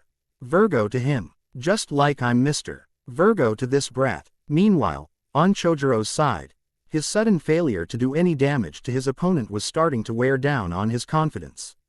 While Chojiro had made leaps and bounds in his confidence, he was still susceptible to moments of low self-esteem. Moments like these, where Chojiro found himself faced with an enemy that he could not conquer, like when he fought Kuro in Clover Town. Virgo kicked Chojiro in he jaw and then punched him in the chest. Chojiro cried out once again in pain as he was knocked onto his back. You know, there's one thing I've never understood. Virgo admitted. Sure, you guys have had some early victories. But haven't you ever once considered that it was possible that you are only prolonging the inevitable? The more you push back, the harder Content and the rest of the coalition's top brass tighten their grip on the universe. You're only making it worse for yourself and the rest of the universe. It seems kinda pointless, don't you think? Virgo inquired. I mean, you do realize that things would have been so much better if you had just accepted your fates and let your betters control you. Chojiro's eyes widened at Virgo's words. Elites have every right to do what they please to those beneath them. That is what it means to be an elite. That is the natural order of the world, and to be honest, the world has become far too lenient to weaklings like you. The world belongs to the elite, to the powerful, to the gods amongst men, Virgo stated as though he were quoting some sort of religious scripture. That is reality, and it's selfish for you not to accept it. Reality, Chojiro repeated. We need to accept it. So you're telling me we should just sit back and let you people turn the universe into what my village used to be? Virgo shrugged. Well, that depends. What did your village look like? Hell, Chojiro responded. It looked like hell. Every day, I watched people taken and executed just for having a bloodline, for not fitting what our so-called elites wanted in the mist. It was hell on earth. And you want to turn the universe into that? Virgo frowned. Easy there. I don't know what the leaders of your village did, but we're not going to do that. All we're doing is resetting the natural order of the world. Chojiro started to get to his feet. The natural order. It's funny, but that's what the fourth Mizukage used to say when justifying the bloodline purge. He sighed. That Kekkei Genkai users were freaks and that slaughtering them all was restoring the natural order in the world, or at least in the Hidden Mist village. His actions turned the entire village into a battleground. You say you want to reset the natural order of the world, put it back in the hands of the so-called elites. Meek little Chojiro was starting to understand a new emotion, rage. But Chi gives you the right to decide who the elites are. What gives you the right to decide who needs to be purged for the sake of peace? I told you, being superior does. Virgo replied. Chojiro was now fully on his feet. Yeah, well, let me tell you something. Whether you're superior or not does not give you the right to decide who lives and who dies. And you want to create a world where elitism reigns supreme, where the men at the top can decide who lives and who dies. Of course, the world belongs to the elite, that is how it works. Virgo responded with certainty. The Haramakare started to behave strangely. Its chakra seemed to become more concentrated. Chojiro glared at Virgo. I won't let you. Virgo looked at Chojiro in confusion. What is happening to him? Meanwhile, in Crocus, the fifth Mizukage, Maid Terumi, calmly stood over the coffins of Jinin Akebino and Fubuki Suikazan. They were isolated in a warehouse, much like all the coalition soldiers that had been collected for proper burial. Being preserved for a proper burial in their own homes. Mei then sensed the presence of someone coming up from behind. She turned and her eyes widened slightly in surprise. What are you doing here, Lord Chitsujo? Chitsujo smiled warmly. I could ask you the same question. A few of my men were concerned about how you were asking around as to where the bodies of the enemy soldiers we had collected were being stored. Mei turned back to Jinin and Fubuki's coffins. These two may have betrayed the mist, but as Mizukage, I must still pay my respects. Chitsujo raised an eyebrow at this. How do you figure, Mei? Despite their mistakes in life, if I refused to bury them in their homeland and pay my respects in the process, I would be no better than them. To do something like that out of spite I sue. Ld not call myself the fifth Mizukage if I did that. Chitsujo nodded approvingly. You're a good woman, Mei. He said. I'll admit, I had intended to pay my respects to this place eventually as well. I feel sorry for these people actually. Even if they had joined willingly, they were still seduced by the darkness that is my brother and everything he stands for. Chitsujo continued. Mei nodded approvingly as well. It is truly refreshing to hear that the one tasked with guarding the universe is such a good man. Chitsujo bowed slightly at Mei's praise. You honor me with your words, Mei. He said. I am merely doing my duty as a guardian of this universe. Mei turned back to Jinin and Fubuki's coffins. These two and the others who have betrayed the mist, I'm also hoping to start over with the 7 ninja swordsmen of the mist. Hopefully, the next generation can learn from their mistakes and become a fine generation of warriors in their own right. You're off to a good start with Chojuro, Chitsujo pointed out. Mei giggled and nodded. Yes, he certainly has a lot of potential, she said. In fact, he has the potential to one day surpass me in strength. If he stays on the path he is currently on, he may actually be my successor as Mizukage. He just needs to realize his own potential first. And he's getting there, he just needs to keep gaining more and more confidence. Mei looked at Chitsujo. Why? Oh, you know why I chose Chojuro to be one of the new 7 ninja swordsmen of the mist? She inquired. Chitsujo did not respond, so Mei continued. It was during the uprising to take the mist from Yagura. During the battle, I was nearly killed by an assassin who had attempted to take me out from behind. What the assassin did not know was that Chojuro saw him coming. When Chojuro realized that the assassin intended to kill me, he was so enraged that he leapt on the assassin and started stabbing him repeatedly, even after he was dead. When I first realized what was happening, I didn't even recognize the boy anymore. It was like he had become a completely different person during this shocking moment of rage. It was at that moment, I saw Chojuro's hidden potential as a warrior. That moment was the reason why I chose him to be the new wielder of the Haramakare. Mei revealed. You see, because the Haramakare stores the user's chakra, the sword also reacts to people's emotional states, much like a tailed beast does. Mei explained. That's why the old saying when it comes to wielding the Haramakare is, the more confident you are, the stronger the strike. However, there's a little known fact there's an emotional state that's even stronger than confidence, and that is rage. And not the kind of rage that can also be defined as frustration, but pure rage directed at someone you despise. He who channels true rage into the Haramakare becomes stronger than even a cage. Mei revealed. Mei looked down in worry. I truly pity the one who makes Chojuro angry, she admitted, because if that day with the assassin is any indication, Chojuro's rage mixed with the Haramakare is a power that even a cage should fear. Back at the fight, I swear on my pride as a shinobi of the Hidden Mist Village, and the wielder of the Haramakare. I won't let you turn this universe into hell, Chojuro declared. Virgo narrowed his eyes. I don't know where this change in attitude came from, kid, but frankly I don't like it. He said, it looks like I'm going to have to beat some more respect into you.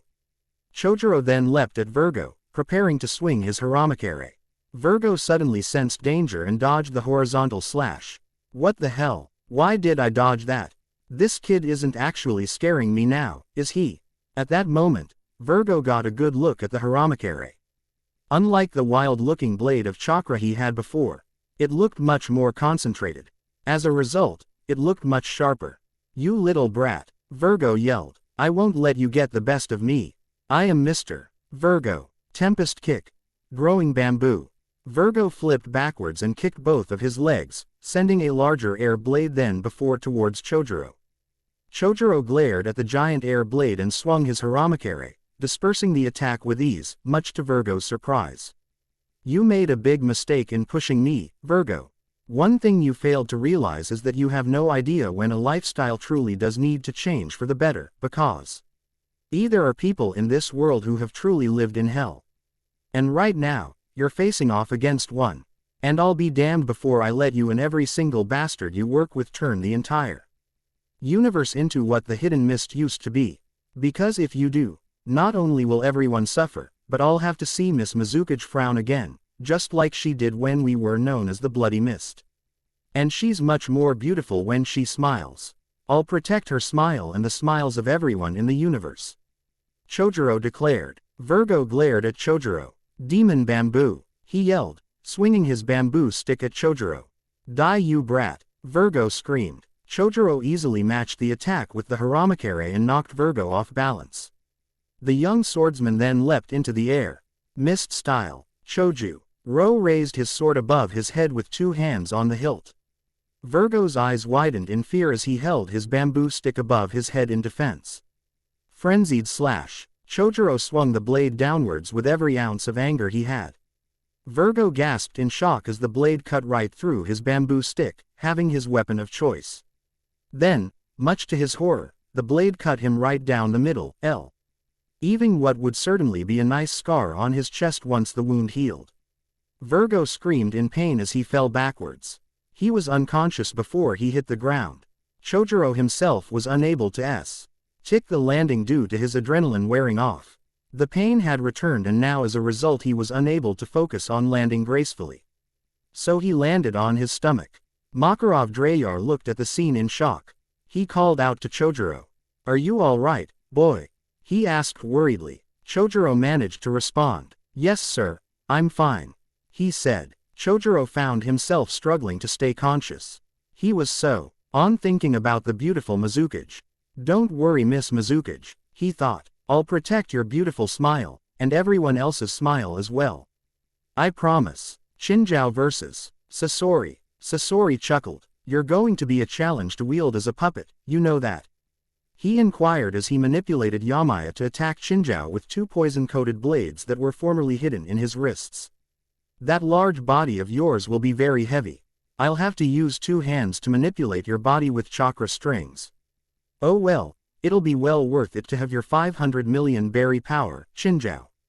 Chinjiao leapt backwards, avoiding every single swipe from the 2 blades. He was no fool, he had immediately caught on to what Sasori intended for him. The man had been alive for decades. A former assassin turned into a weapon. Of course he was going to have poisoned weapons. Of course there was also that other puppet to keep in mind. Sasori manipulated Zenbu to move to Chinjiao's side. Particle style. Atomic dismantling jutsu, pillar. Sasori fired a cylindrical beam of particle style ninjutsu at Chinjiao. Chinjiao held out the palm of his hand and covered it in haki, cancelling out the ninjutsu. Sasori grinned, clearly impressed with Chinjiao's power. Haki is the physical manifestation of one's willpower. To think that his will is strong enough to block something as powerful as particle-style ninjutsu, the treasure of the Tsuchikage.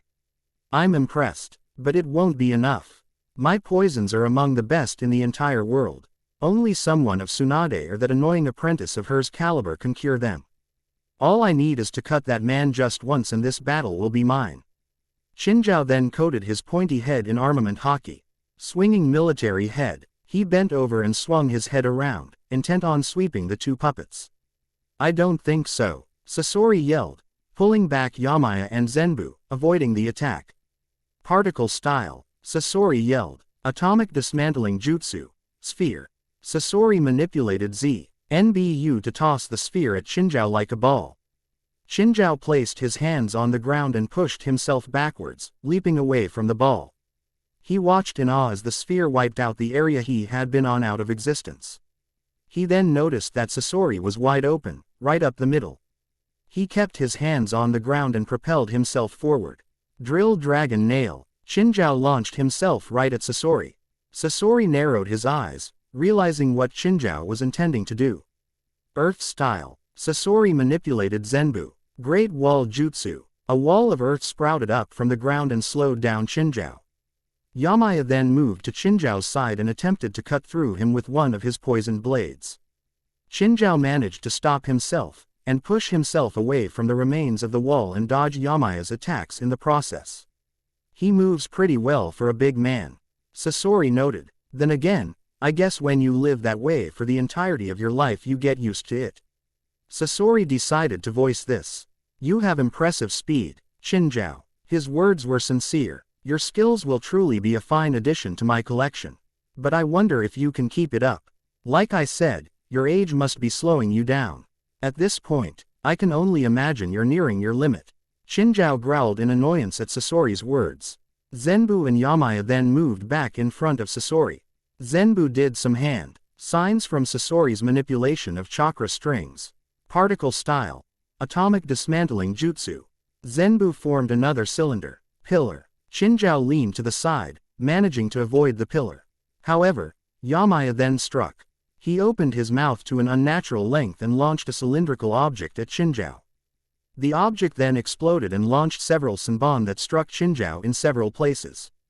"Gah!" Chinjiao grunted in pain. Sasori grinned. "And that's game, set and match," Sasori said darkly. "Unfortunately, those Senbon are coated with a very deadly poison of my own design. You'll feel the effects very quickly as it first paralyzes you, then after 3 days of agony, you'll die." Chinjiao vomited blood and fell to his knees. Sasori's eyes widened in slight surprise. Well now, it's acting faster than I expected. No, it's not the poison. Damn it, it's my illness acting up again. Qinzhao realized with horror. The day Portgas d'Ace died was the day I was diagnosed. Dressrosa was supposed to be the Hapo Navy's chance to rise to glory again. I would consume the flame fruit and return to form until Sai surpassed me. Of course, things did not go as planned. We may have lost the flame fruit. But Sai still managed to surpass me in strength. We also gained powerful allies in the Straw Hats and the other members of the Grand Fleet. Unfortunately, I still have this damn illness. Qinzhao thought angrily. And it's getting worse by the day. Who knows how many years I have left? 1, 2, 3, maybe 4 if I am lucky. I'm going to die, and I've made peace with that. Qinzhao vomited more blood. The great Don Qinzhao, a legend, reduced to a poisoned, sick old man. Garp would be laughing at me right now. That devil of a man never had a prime, unlike the rest of the legends of the old days. He was always stronger than even the best of us pirates, no matter how old he got. Whitebeard was one thing, but what always set Garp apart from those of the previous generation was that he was always strong. Everything he became was from training his body to its maximum potential.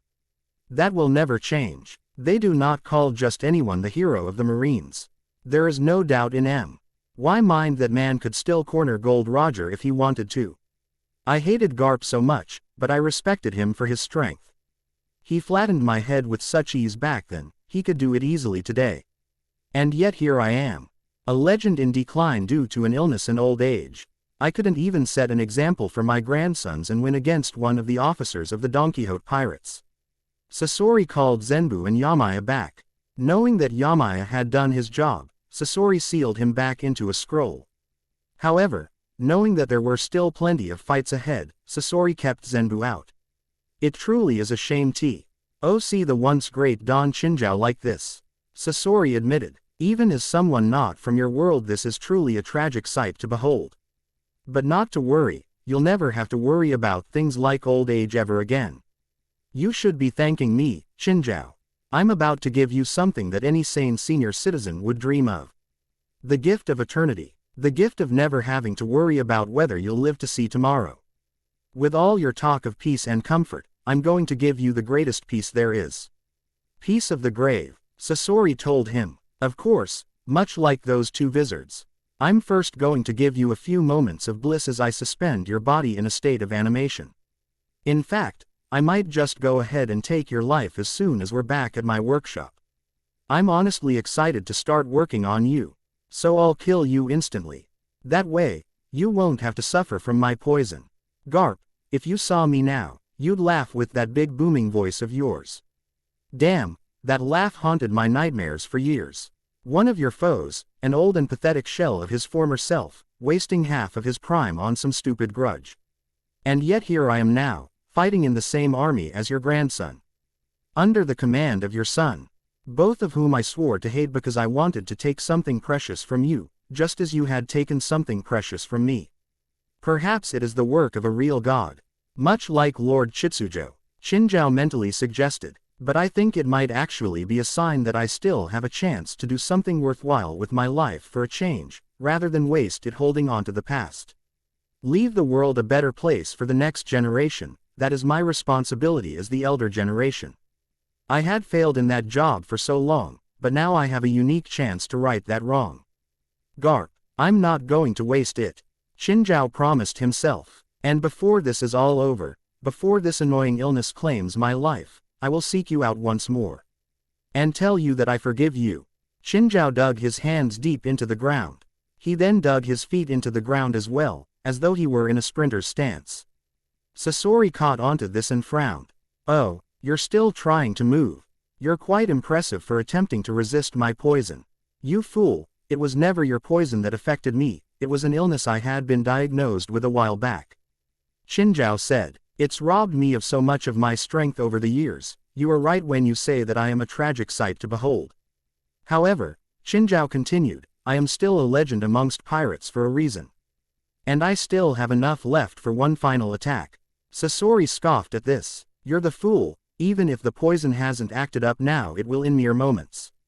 Whatever you have left in you won't mean a thing. Qinzhao grinned. We'll see about that, he said, coating his head in armament haki. Sasori frowned and manipulated Zenbu to do some hand signs. The only reason I am doing this is because I know you are capable of surviving this attack. Naturally, you'll use haki to defend yourself, and that should shrug off the worst of Zenbu's particle style. Open, Qinzhao said softly. Qinzhao. With that, Qinzhao launched himself forward at Sasori and Zenbu. Impact Fist secret technique. Qinzhao yelled as he started to spin rapidly. Sasori frowned. Particle style. Atomic dismantling jutsu, pillar. Zenbu fired another cylinder-shaped blast of particle style ninjutsu at Qinzhao. Qinzhao grinned as he was now spinning at top speed. Drill dragon spiraling nail. Sasori grinned. It's no use, you fool. This is the treasured ninjutsu of the Tsuchikage.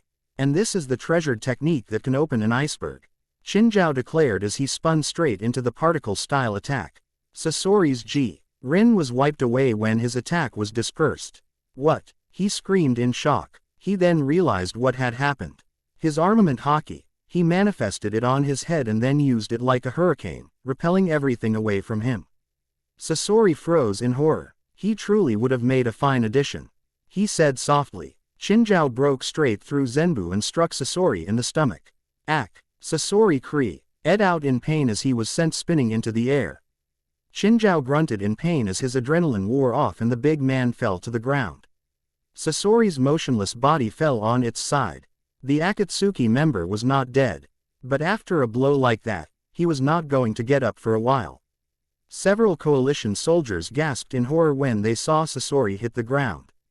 Ah, Master Sasori's down. They all rushed over to his side. Speak to us. Master Sasori, are you all right, sir? They inquired frantically. Sasori did not respond. The youngest of the group flipped out. Gah, Master Sasori is dead. Dumbass. He's just unconscious. Come on, let's get him to a medic and get him back out into the fight. Another soldier chided his young comrade. With that, the two soldiers picked up Sasori and started running back to town. However, they stopped when they noticed several pagodas burning. Lieutenant, the town is on fire. One of them pointed out. They probably flanked us. The lieutenant realized. The more reason to get Master Sasori over there. We should still have our medics at the ready. Get moving. The two were hesitant, but complied and started running once again. The lieutenant then turned to the immobile Qinzhao. As for that giant old man, he said, we should count ourselves lucky, gentlemen. It's not every day grunts like us have an opportunity to take the head of such a powerful fighter. Several soldiers grinned with twisted glee. I like the way you think, sir. However, before any soldiers could advance on Qinzhao, a figure sped through the group. At that moment, all 6 of the soldiers were launched into the air with several slash wounds. Renji Abarai appeared in front of them with the blade of Suzabameru held out. You know, he said, kicking an old man while he's down ain't a way to win people over.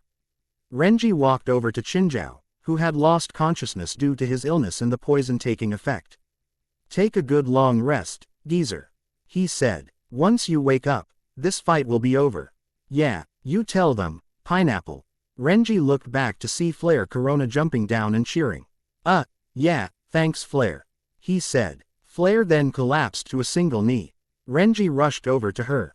Hey, you all right? He inquired. I'm fine, Flare said, but I'm already feeling really tired. My magic power has just drained out of me. Drained, Renji repeated. You sure you're just not exhausted from using your magic so much? You did most of the heavy lifting. Flare reminded him. I just cleaned up after you. I should still have plenty of magic left over. And yet, I feel like I just spent an entire day using my magic. This couldn't have been instantaneous. Renji pointed out. Flare nodded, looking embarrassed. I may have noticed that my magic was draining a bit faster than usual. She admitted. It's just that we had bigger issues. Renji sighed and flicked Flare across the forehead. You dummy, he said. You're no good to any of us half dead from energy exhaustion. Tell me these things next time. Flare blushed slightly. Okay Pineapple. Renji then looked out at the battlefield. If there is someone causing this, then that means there's still at least one more big threat to deal with. The only question now is, who is it? Meanwhile, with Jose Porla. Jose Porla laughed as he stood over the defeated forms of Boo and the 2nd Division's Anti-Devil Fruit unit. Not only have I defeated 3 powerful opponents, I have also managed to defeat those who specialize in what is supposedly my natural enemy. I'm invincible, Jose declared. Che, nice to see you haven't changed a bit in the past 8 years. A familiar voice spoke up, one that Jose had not heard in 8 years.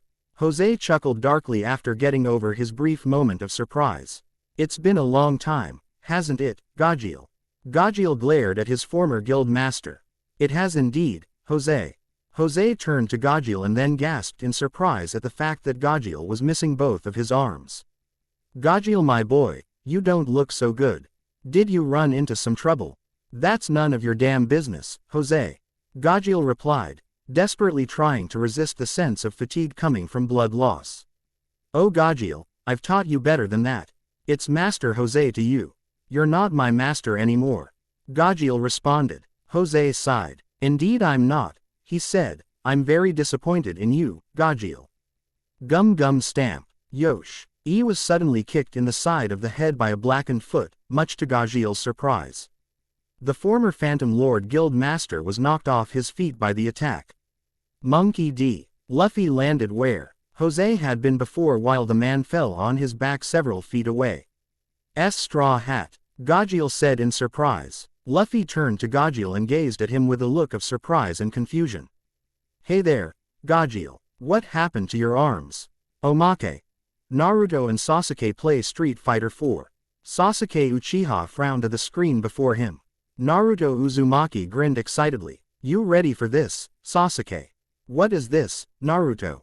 Sasuke inquired. This is a video game, Sasuke. Ichigo introduced Natsu, Luffy and me. I figured we could play this one together because it's a fighting game. It would be perfect for you and me. Sasuke sighed in resignation. I cannot believe you talked me into this. With that the two went into the character menu. That's quite the cast list.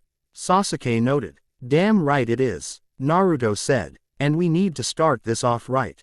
What do you mean? Sasuke inquired. Go and pick the character Ryu. I'll go and pick Ken Masters. Why? Because we need to start this off right. Take a look at the faces of the characters, man. Sasuke sighed and complied, moving over to Ryu. Naruto, meanwhile, moved over to Ken Masters. See, check it out. Naruto pointed excitedly to the two characters. Dark hair versus blonde hair. And they both studied under the same master. It's just like real life. This caught Sasuke's interest. Alright, sure, I'll pick Ryu. Naruto grinned and picked Ken. Okay, and we'll go ahead and randomize the stage selection. They soon found themselves in an airfield. So, we've got 3 rounds of ass kicking at least. Naruto grinned. I'm super excited right now. With that, the battle began. I'm ready for ya, bring it on. Ken yelled. The answer lies, Ryu responded, in the heart of battle. Round 1. The announcer yelled. Fight. Okay then, let's get started. Sasuke said, making the first move. Hadouken. Ryu attacked first. Whoa, the guy just threw out a fire-style jutsu. Awesome, right? Now I think I'll go ahead and counter. Naruto grinned. Hadouken. Ken attacked as well. The two attacks cancelled each other out. Ryu then attacked Ken. Tatsumaki Senpukyaku. Ryu struck Ken repeatedly with a spinning kick. Sasuke frowned. How is he spinning in midair? Is this guy related to Lee or something? I don't know. A lot of people seem to defy gravity in this game. Naruto shrugged. You're actually picking up real quick, but I'm not done yet, Sasuke. Shoryuken. Ken managed to uppercut Ryu. Sasuke managed to have Ryu recover and then attack Ken repeatedly with a mixture of punches and kicks. Shikunetsu. Ryu managed to hit Ken this time. Ah crap, Naruto said in frustration. He was just introduced to this game. How is he so good? Naruto wondered. Shoryuken. Ryu struck Ken in the jaw and knocked him into the air. Take that, Naruto said with uncertainty. Hadouken. Ken attacked, only for Ryu to leap over. Tatsumaki Senpukyaku. Ryu attacked Ken once more, this time managing to KO him. Naruto's mouth dropped open in shock. Sasuke looked at the screen in slight surprise. Huh, what do you know? This is just like real life. Shut up, Naruto yelled. Gajeel Red Fox's mouth dropped open, unable to comprehend the question he had just been asked. Excuse me, he said in shock. Monkey D. Luffy looked at Gajeel. You heard me, what happened to your arms? He asked again. You had 2 arms, now you have none. Gajeel did not answer. How could he? How do you answer a question that stupid? They were in a freaking war zone. What the hell did Luffy think happened to his arms? Did he think they just jumped off and scurried away? Gajeel sighed, resigning himself to answering this incredibly stupid question. I lost them, he said. Luffy's mouth dropped open as he gasped. That's horrible, he said. How are you gonna live without your arms? No, even worse. How can you eat meat without your hands? Idiot, Gajeel yelled. People can live without their arms. And why does everything always come back to meat for you? Luffy frowned, pouting slightly as he folded his arms. No way, he said. People can't live without their arms. Life would be too hard. Without arms, you can't climb trees. You can't play with your friends. You can't eat meat properly. Again with the damn meat. Gajeel yelled, annoyed with the young man. Gajeel then found himself swaying slightly on his feet. Oh man, he groaned. Damn, note to self, try not to yell so much. It's wearing me out a ton. I couldn't agree more, a new voice spoke up. It's probably all you can do to stand up at this point. I don't know what happened to your arms, and frankly I don't care. But I do hope you realize the implications of your actions. Gajeel and Luffy turned to see that Jose Porla had gotten to his feet. You have challenged your former guild master, a wizard saint, to mortal combat without either of your arms to help you in battle. You don't really think you can beat me, can you? Jose inquired. Gajeel glared at Jose. It's not a question of whether I can beat you or not. Gajeel declared. I simply have to defeat you. Jose sighed dramatically. Such foolhardy bravery, he said. You really have allowed yourself to be corrupted by Makarov's ideals over the years, haven't you, Gajeel? Jose glared at his former ace. I'm truly disappointed in you. Piss off, Gajeel yelled. You're not my master anymore and you know it. Jose nodded. You're right, I'm not. I'm well aware that Phantom Lord is now nothing more than a broken dream. I've had to live with that reality for the past 8 years, Gajeel. 8 tortuous years, and then I discovered that 2 of my strongest wizards had gone off and joined the enemy. Imagine how that made me feel, Gajeel. It made those 8 years even worse for me. Oh, spare me, Gajeel yelled. Juvia and I chose to move on with our lives, and frankly, we're glad we did. If you had any real loyalty to Phantom Lord, you would have refused to work for any guild, let alone Fairy Tail. Jose yelled angrily. So our lives begin and end with Phantom Lord, is that what you're saying? As the 2 former comrades continued to argue, Luffy watched with a sense of boredom. Man, I came all this way to beat someone up, too, he said to himself. And this guy Gajeel's talking to seems to be the only strong guy left. Luffy looked at Jose. I can't believe Gajeel was actually friends with this guy. He's kind of a jerk. This caught Jose's attention, interrupting him from responding to Gajeel's statement. He turned to Luffy. You can't believe it, boy. Well yeah, Gajeel's a nice person, and he's my friend. Luffy pointed out. Why would he hang out with a jerk like you? Jose chuckled darkly at this. It's true, we were friends once. Gajeel served under me in my guild. In fact, I'm glad you brought this up, boy. Jose continued, turning back to Gajeel. It's the perfect way to answer Gajeel's stupid statement. Gajeel glared at Jose. We were friends, Gajeel. Comrades. Jose reminded. So yes, of course yours and Juvia's lives begin and end with Phantom Lord. That is what it means to be comrades with someone, especially your master. Luffy and Gajeel both frowned at this. Jose chuckled again. Oh Gajeel, I'm actually surprised at you. You seem so confused by my words, as though you never heard me say them before. And we both know that is not true.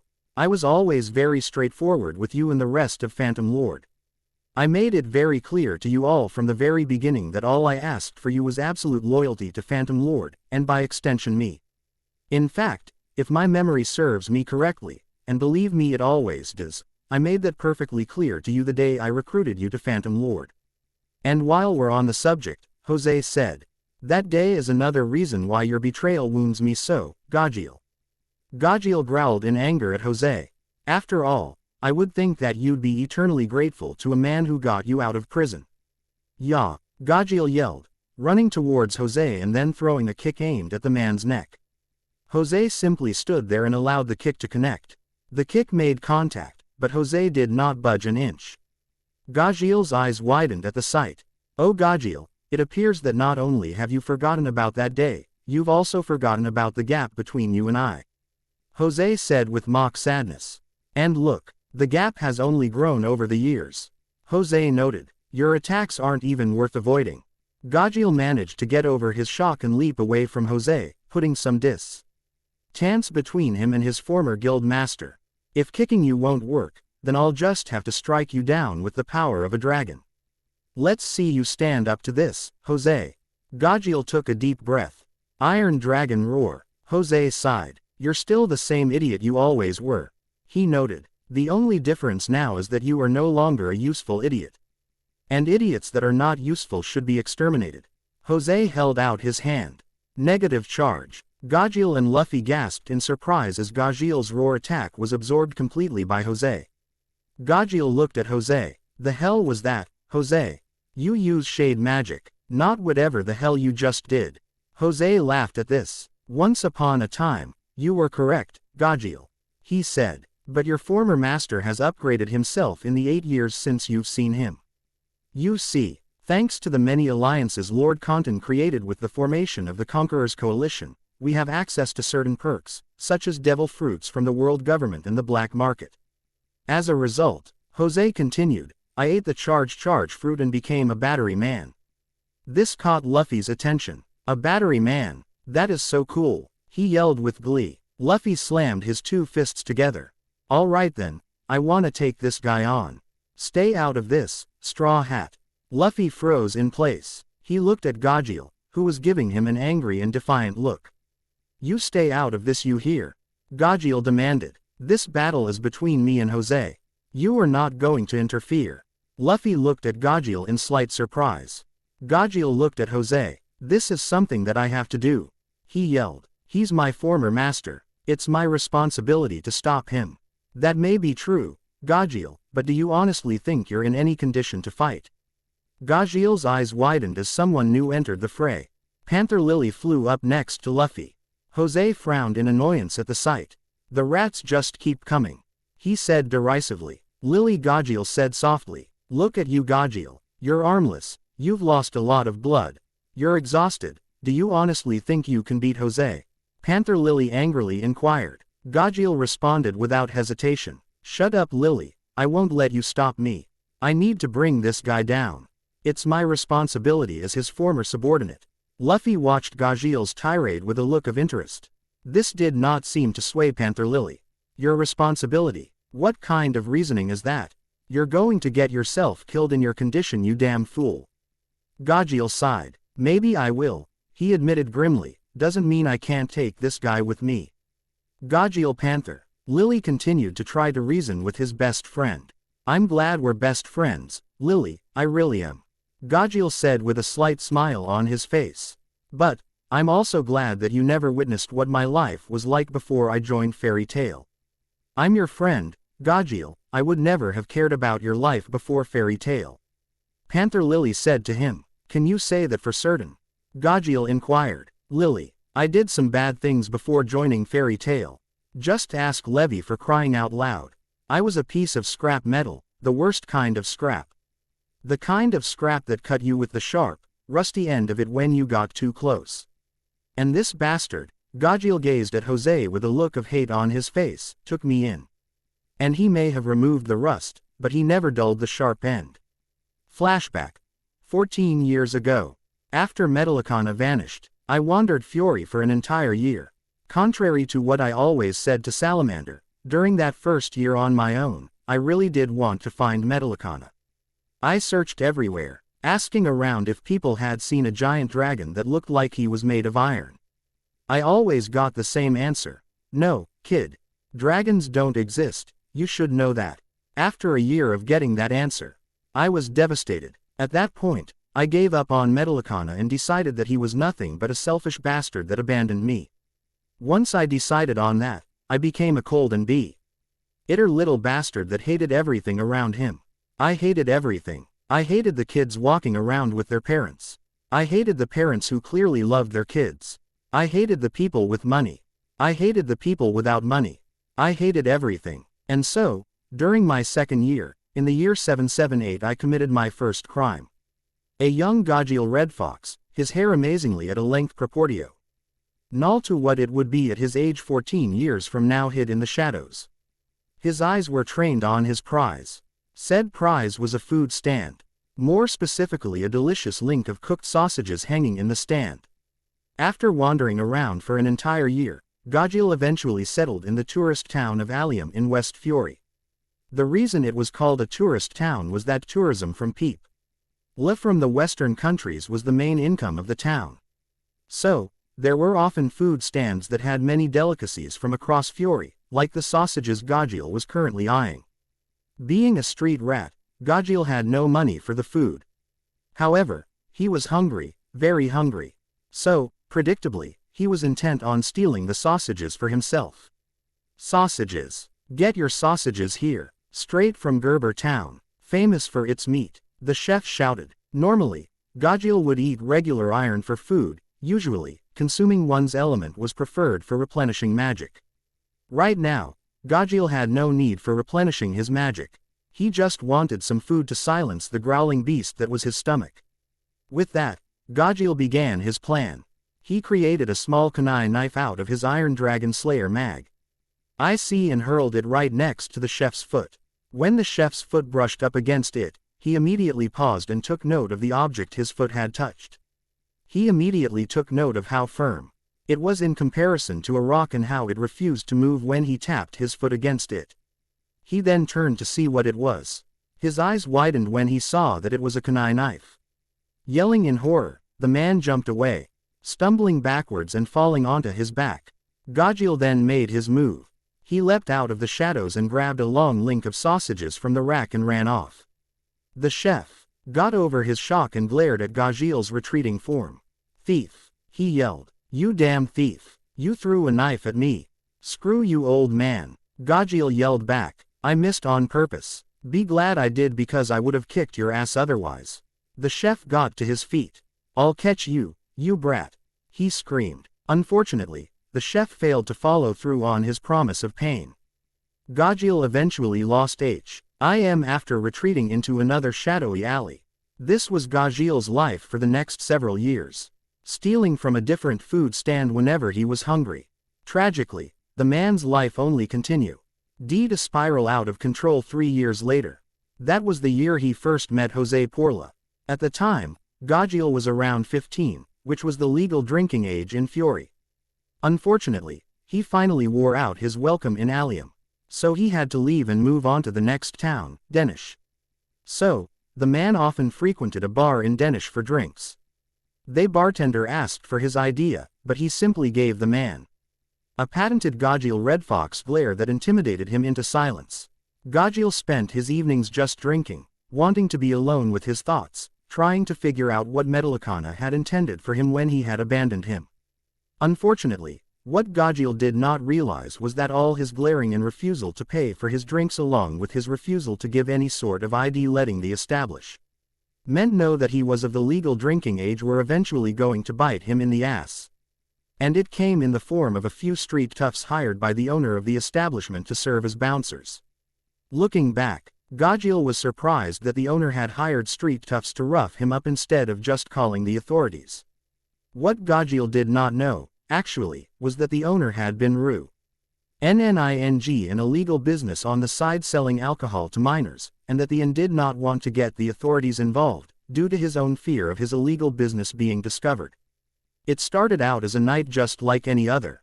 Gajiel glared at the bartender and the man would hand him his usual drink, and Gajiel would simply sit at his bar stool, alone with his thoughts. The owner glared at the Iron Dragon Slayer behind his back. 3 large, muscular men entered the bar. The owner gestured to Gajiel. The leader of the trio nodded to his client and then to his two compatriots. They walked up behind Gajeel. The leader then slid up on the barstool next to Gajeel. He gave the young man an overly friendly smile. "Hello there, my friend. You wouldn't happen to be old enough to drink here, would you?" "Piss off," Gajeel responded. "Oh, I'm not sure how I'm supposed to take that," the leader admitted. "Was that a yes, or a no, kid? I told you to piss off." Gajeel glared at him. "I just want to drink in peace, you bastard." The leader was frowning now. "Well, whether you're 15 or not, I'm curious. How do you intend to pay for your drink?" Gajeel's glare intensified. "What's it to you? Just think of me as a concerned citizen, kid. I'd hate to see a business get ripped off by a brat who has no intention of paying his bill." "You some sort of vigilante?" Gajeel inquired. "Because you know there's no need for vigilantes. That's what the legal guilds and the authorities are for." "Oh, I wouldn't call myself a vigilante, kid," the leader responded. "Just think of me as a messenger." "A messenger?" Gajeel frowned. "A messenger from whom?" "The owner," the leader replied. "He doesn't appreciate you ripping him off constantly." Gajeel scowled at the leader's words. "That spineless jackass." He was actually surprised. Since when did he grow a pair? "I thought we had a good thing going. His establishment provides me free drinks and I don't kick his and everyone else's ass who works here. That was my payment." The leader's smile returned. However, this time, it was not as friendly. "Yes, well, I'm afraid your payment is no longer going to cut it, kid. I'm here to tell you that you're no longer welcome here. Now, you can either leave peacefully, or my associates and I are going to have to escort you out. Either way, you're never allowed back here, or we'll be told and we'll have to get the point across a different way. Between you and me, I think you should take the former. It'll be much less painful for you," the leader told him. "You'd think that, wouldn't you?" Gajeel responded. The frown now returned. "Little smart ass," he said angrily. "I don't care how tough you act. You are not as tough as you think you are. Especially compared to me and my boys. So I'm going to ask you again, are you gonna leave quietly? Or are me and my boys going to have to escort you out, and in case you're too stupid to get my point, your escort will be a painful one." Gajeel's scowl deepened as the leader's two associates grabbed him by the shoulders. At this point, every single patron in the bar tensed up as they gazed at the display at the counter. They were all curious as to what was going to happen to the town nuisance. Gajeel took a deep breath and shoved both men's hands off of his shoulders. "You're putting me in a real bad mood, fellas. Either leave me alone, or I hurt you." The leader frowned angrily. He grabbed Gajeel by the arm. "You little bastard, who do you think you're dealing with? Since you're so young, I seriously doubt you realize that I'm not someone you mess around with." The leader's hand then burst into flames. "I'm a very dangerous dark wizard. You'd do well to cower in fear, otherwise I'll burn you to a damn crisp." The leader was cut off when Gajeel's arm suddenly transformed into a club and struck the leader in the chest, shoving him into a wall 20 feet away from him. The two subordinates gasped in shock at their leader being knocked out. "Boss," they yelled in concern. One of them then turned to Gajeel in shock. "You're a wizard too?" Gajeel turned to them both with a deadpan expression on his face. The two men glared at the Iron Dragon Slayer. "You little bastard," they yelled, drawing large knives. Gajeel responded by striking the both of them with the club, flooring them both instantly. "Dumb asses," Gajeel deadpanned. "You don't bring knives to a magic fight." Gajeel then turned to the owner, who was standing by the door. "You've got some nerve, jackass, sending some goons after me like that. I'm losing money because you won't pay for you drinks, you brat." The owner said angrily. "I won't stand for it any longer." Gajeel scowled. "You would have lost more money if I just tore this place up for not selling me a drink." Gajeel walked up to the owner, who no longer had a defiant smirk on his face. Instead, a look of fear. "You're going to pay for sicking your goons on me." With that, Gajeel punched the owner square in the jaw. The patrons screamed in horror as the owner fell to the ground. Gajeel walked outside and into the night. What he did not realize, however, was that the owner managed to remain conscious despite taking such a devastating punch to the jaw. He looked at his shocked bartender. "Contact the authorities," he demanded. "I don't care anymore. I want that little brat arrested for what he's done."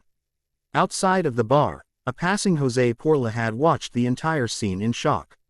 He had allowed the young man to pass by him without meaning to because he was simply too shocked to say anything to him.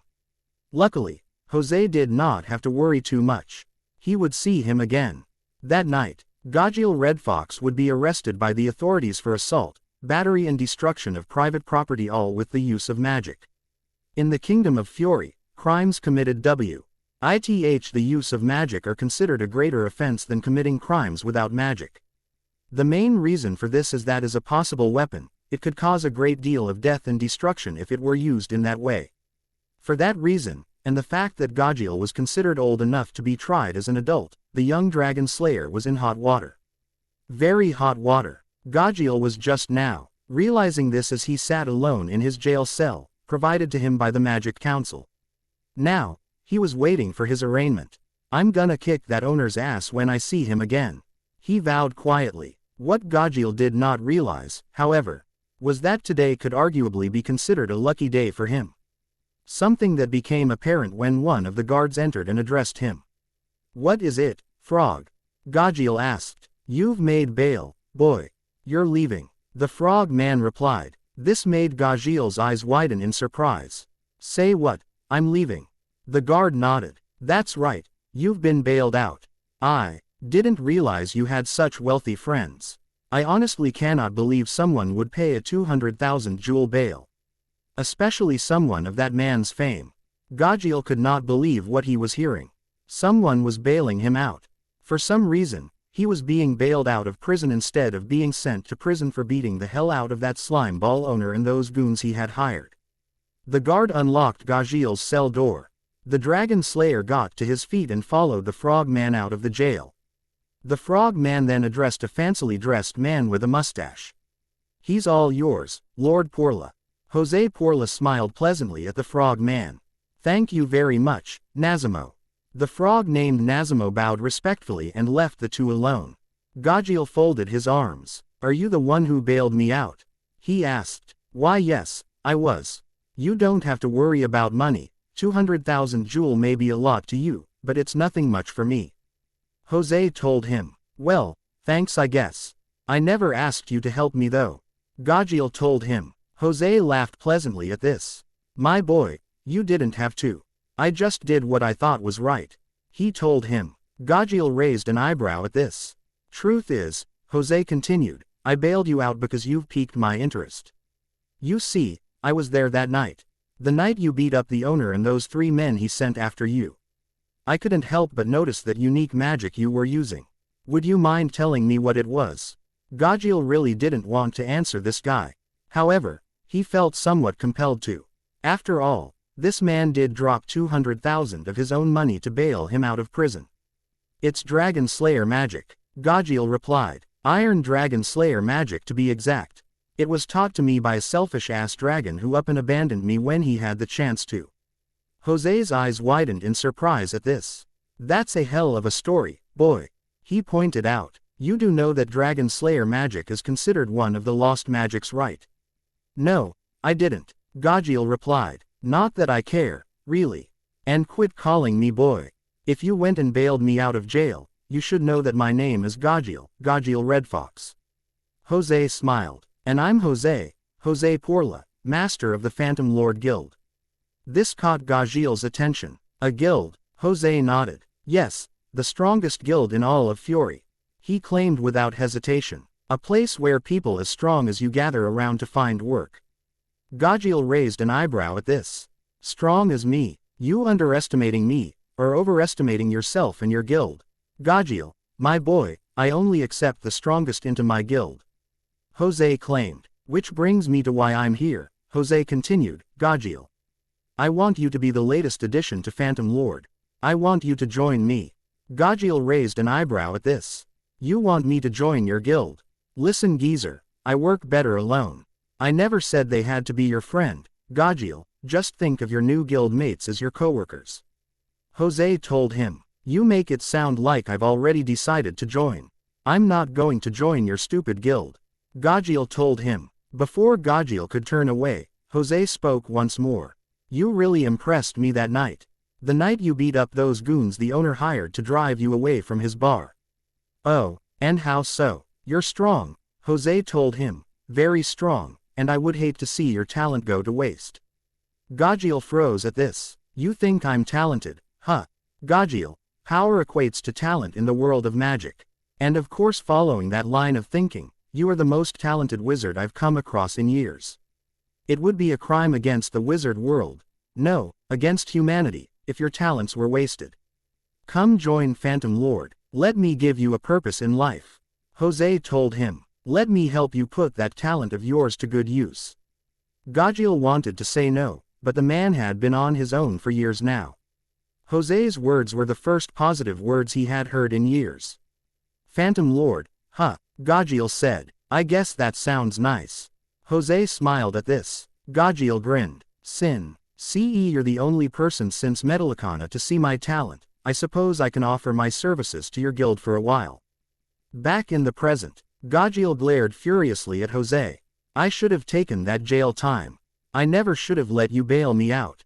Gagiel told him. Jose laughed at this. Gagiel, is that any way to talk to the man who gave you a life? Makarov gave me a life, you son of a bitch. Gagiel yelled. I would have been better off with that jail time. At least then I might have been taught something worthwhile. All you did was whisper sweet crap into my ears and lure me into joining Phantom Lord. Jose was no longer laughing. He was now frowning at Gagiel. Hearing that Makarov had given him a life instead of he himself was angering him. Monkey D. Luffy and Panther Lily watched the display between the two with interest. Maybe I did, but I never lied to you, Gagiel. Jose said. I gave you a purpose, I put your talents to good use. I've done many things in my life, but I've never lied to one of my subordinates. All you did was enable me. Gagiel yelled angrily. My life spiraled out of control even more because I never had anyone to stop me. You bribed officials and clients to keep quiet out me destroying property and assaulting people. You had me extort wealthier clients for more money. You didn't give me a purpose, Jose, you used me. Gagiel looked at Panther Lily and Luffy. Do you guys understand now? Gagiel inquired. This is why it's got to be me. This is why I have to do this. This guy ruined me. If it weren't for Salamander and the rest of Fairy Tail knocking some sense into me, I would have eventually done something no amount of bail money would get me out of jail. Luffy remained silent at Gagiel's words. Panther Lily looked at Gagiel grimly. Gagiel, I'm sorry, Lily, he said sadly. I wanted to leave that part of my life behind, I really did. But this bastard coming back just brings it all back into light. I should have realized it sooner, but I can't escape my past, not when he's still around. Gagiel glared at Jose once more. And now here we are, meeting on the battlefield. It's almost like some kind of god out there wants me to erase my past for good. Jose laughed at this. You can't erase the past, Gagiel. You did some terrible things in the name of Phantom Lord. You can never escape that. This caught Luffy's attention. He narrowed his eyes in anger. Panther Lily voiced his anger. You're wrong, you bastard, he yelled. Gagiel is a loyal member of Fairy Tail. He's not what he used to be. Jose grinned. You fool. You can never erase the past, just like a leopard cannot change its spot.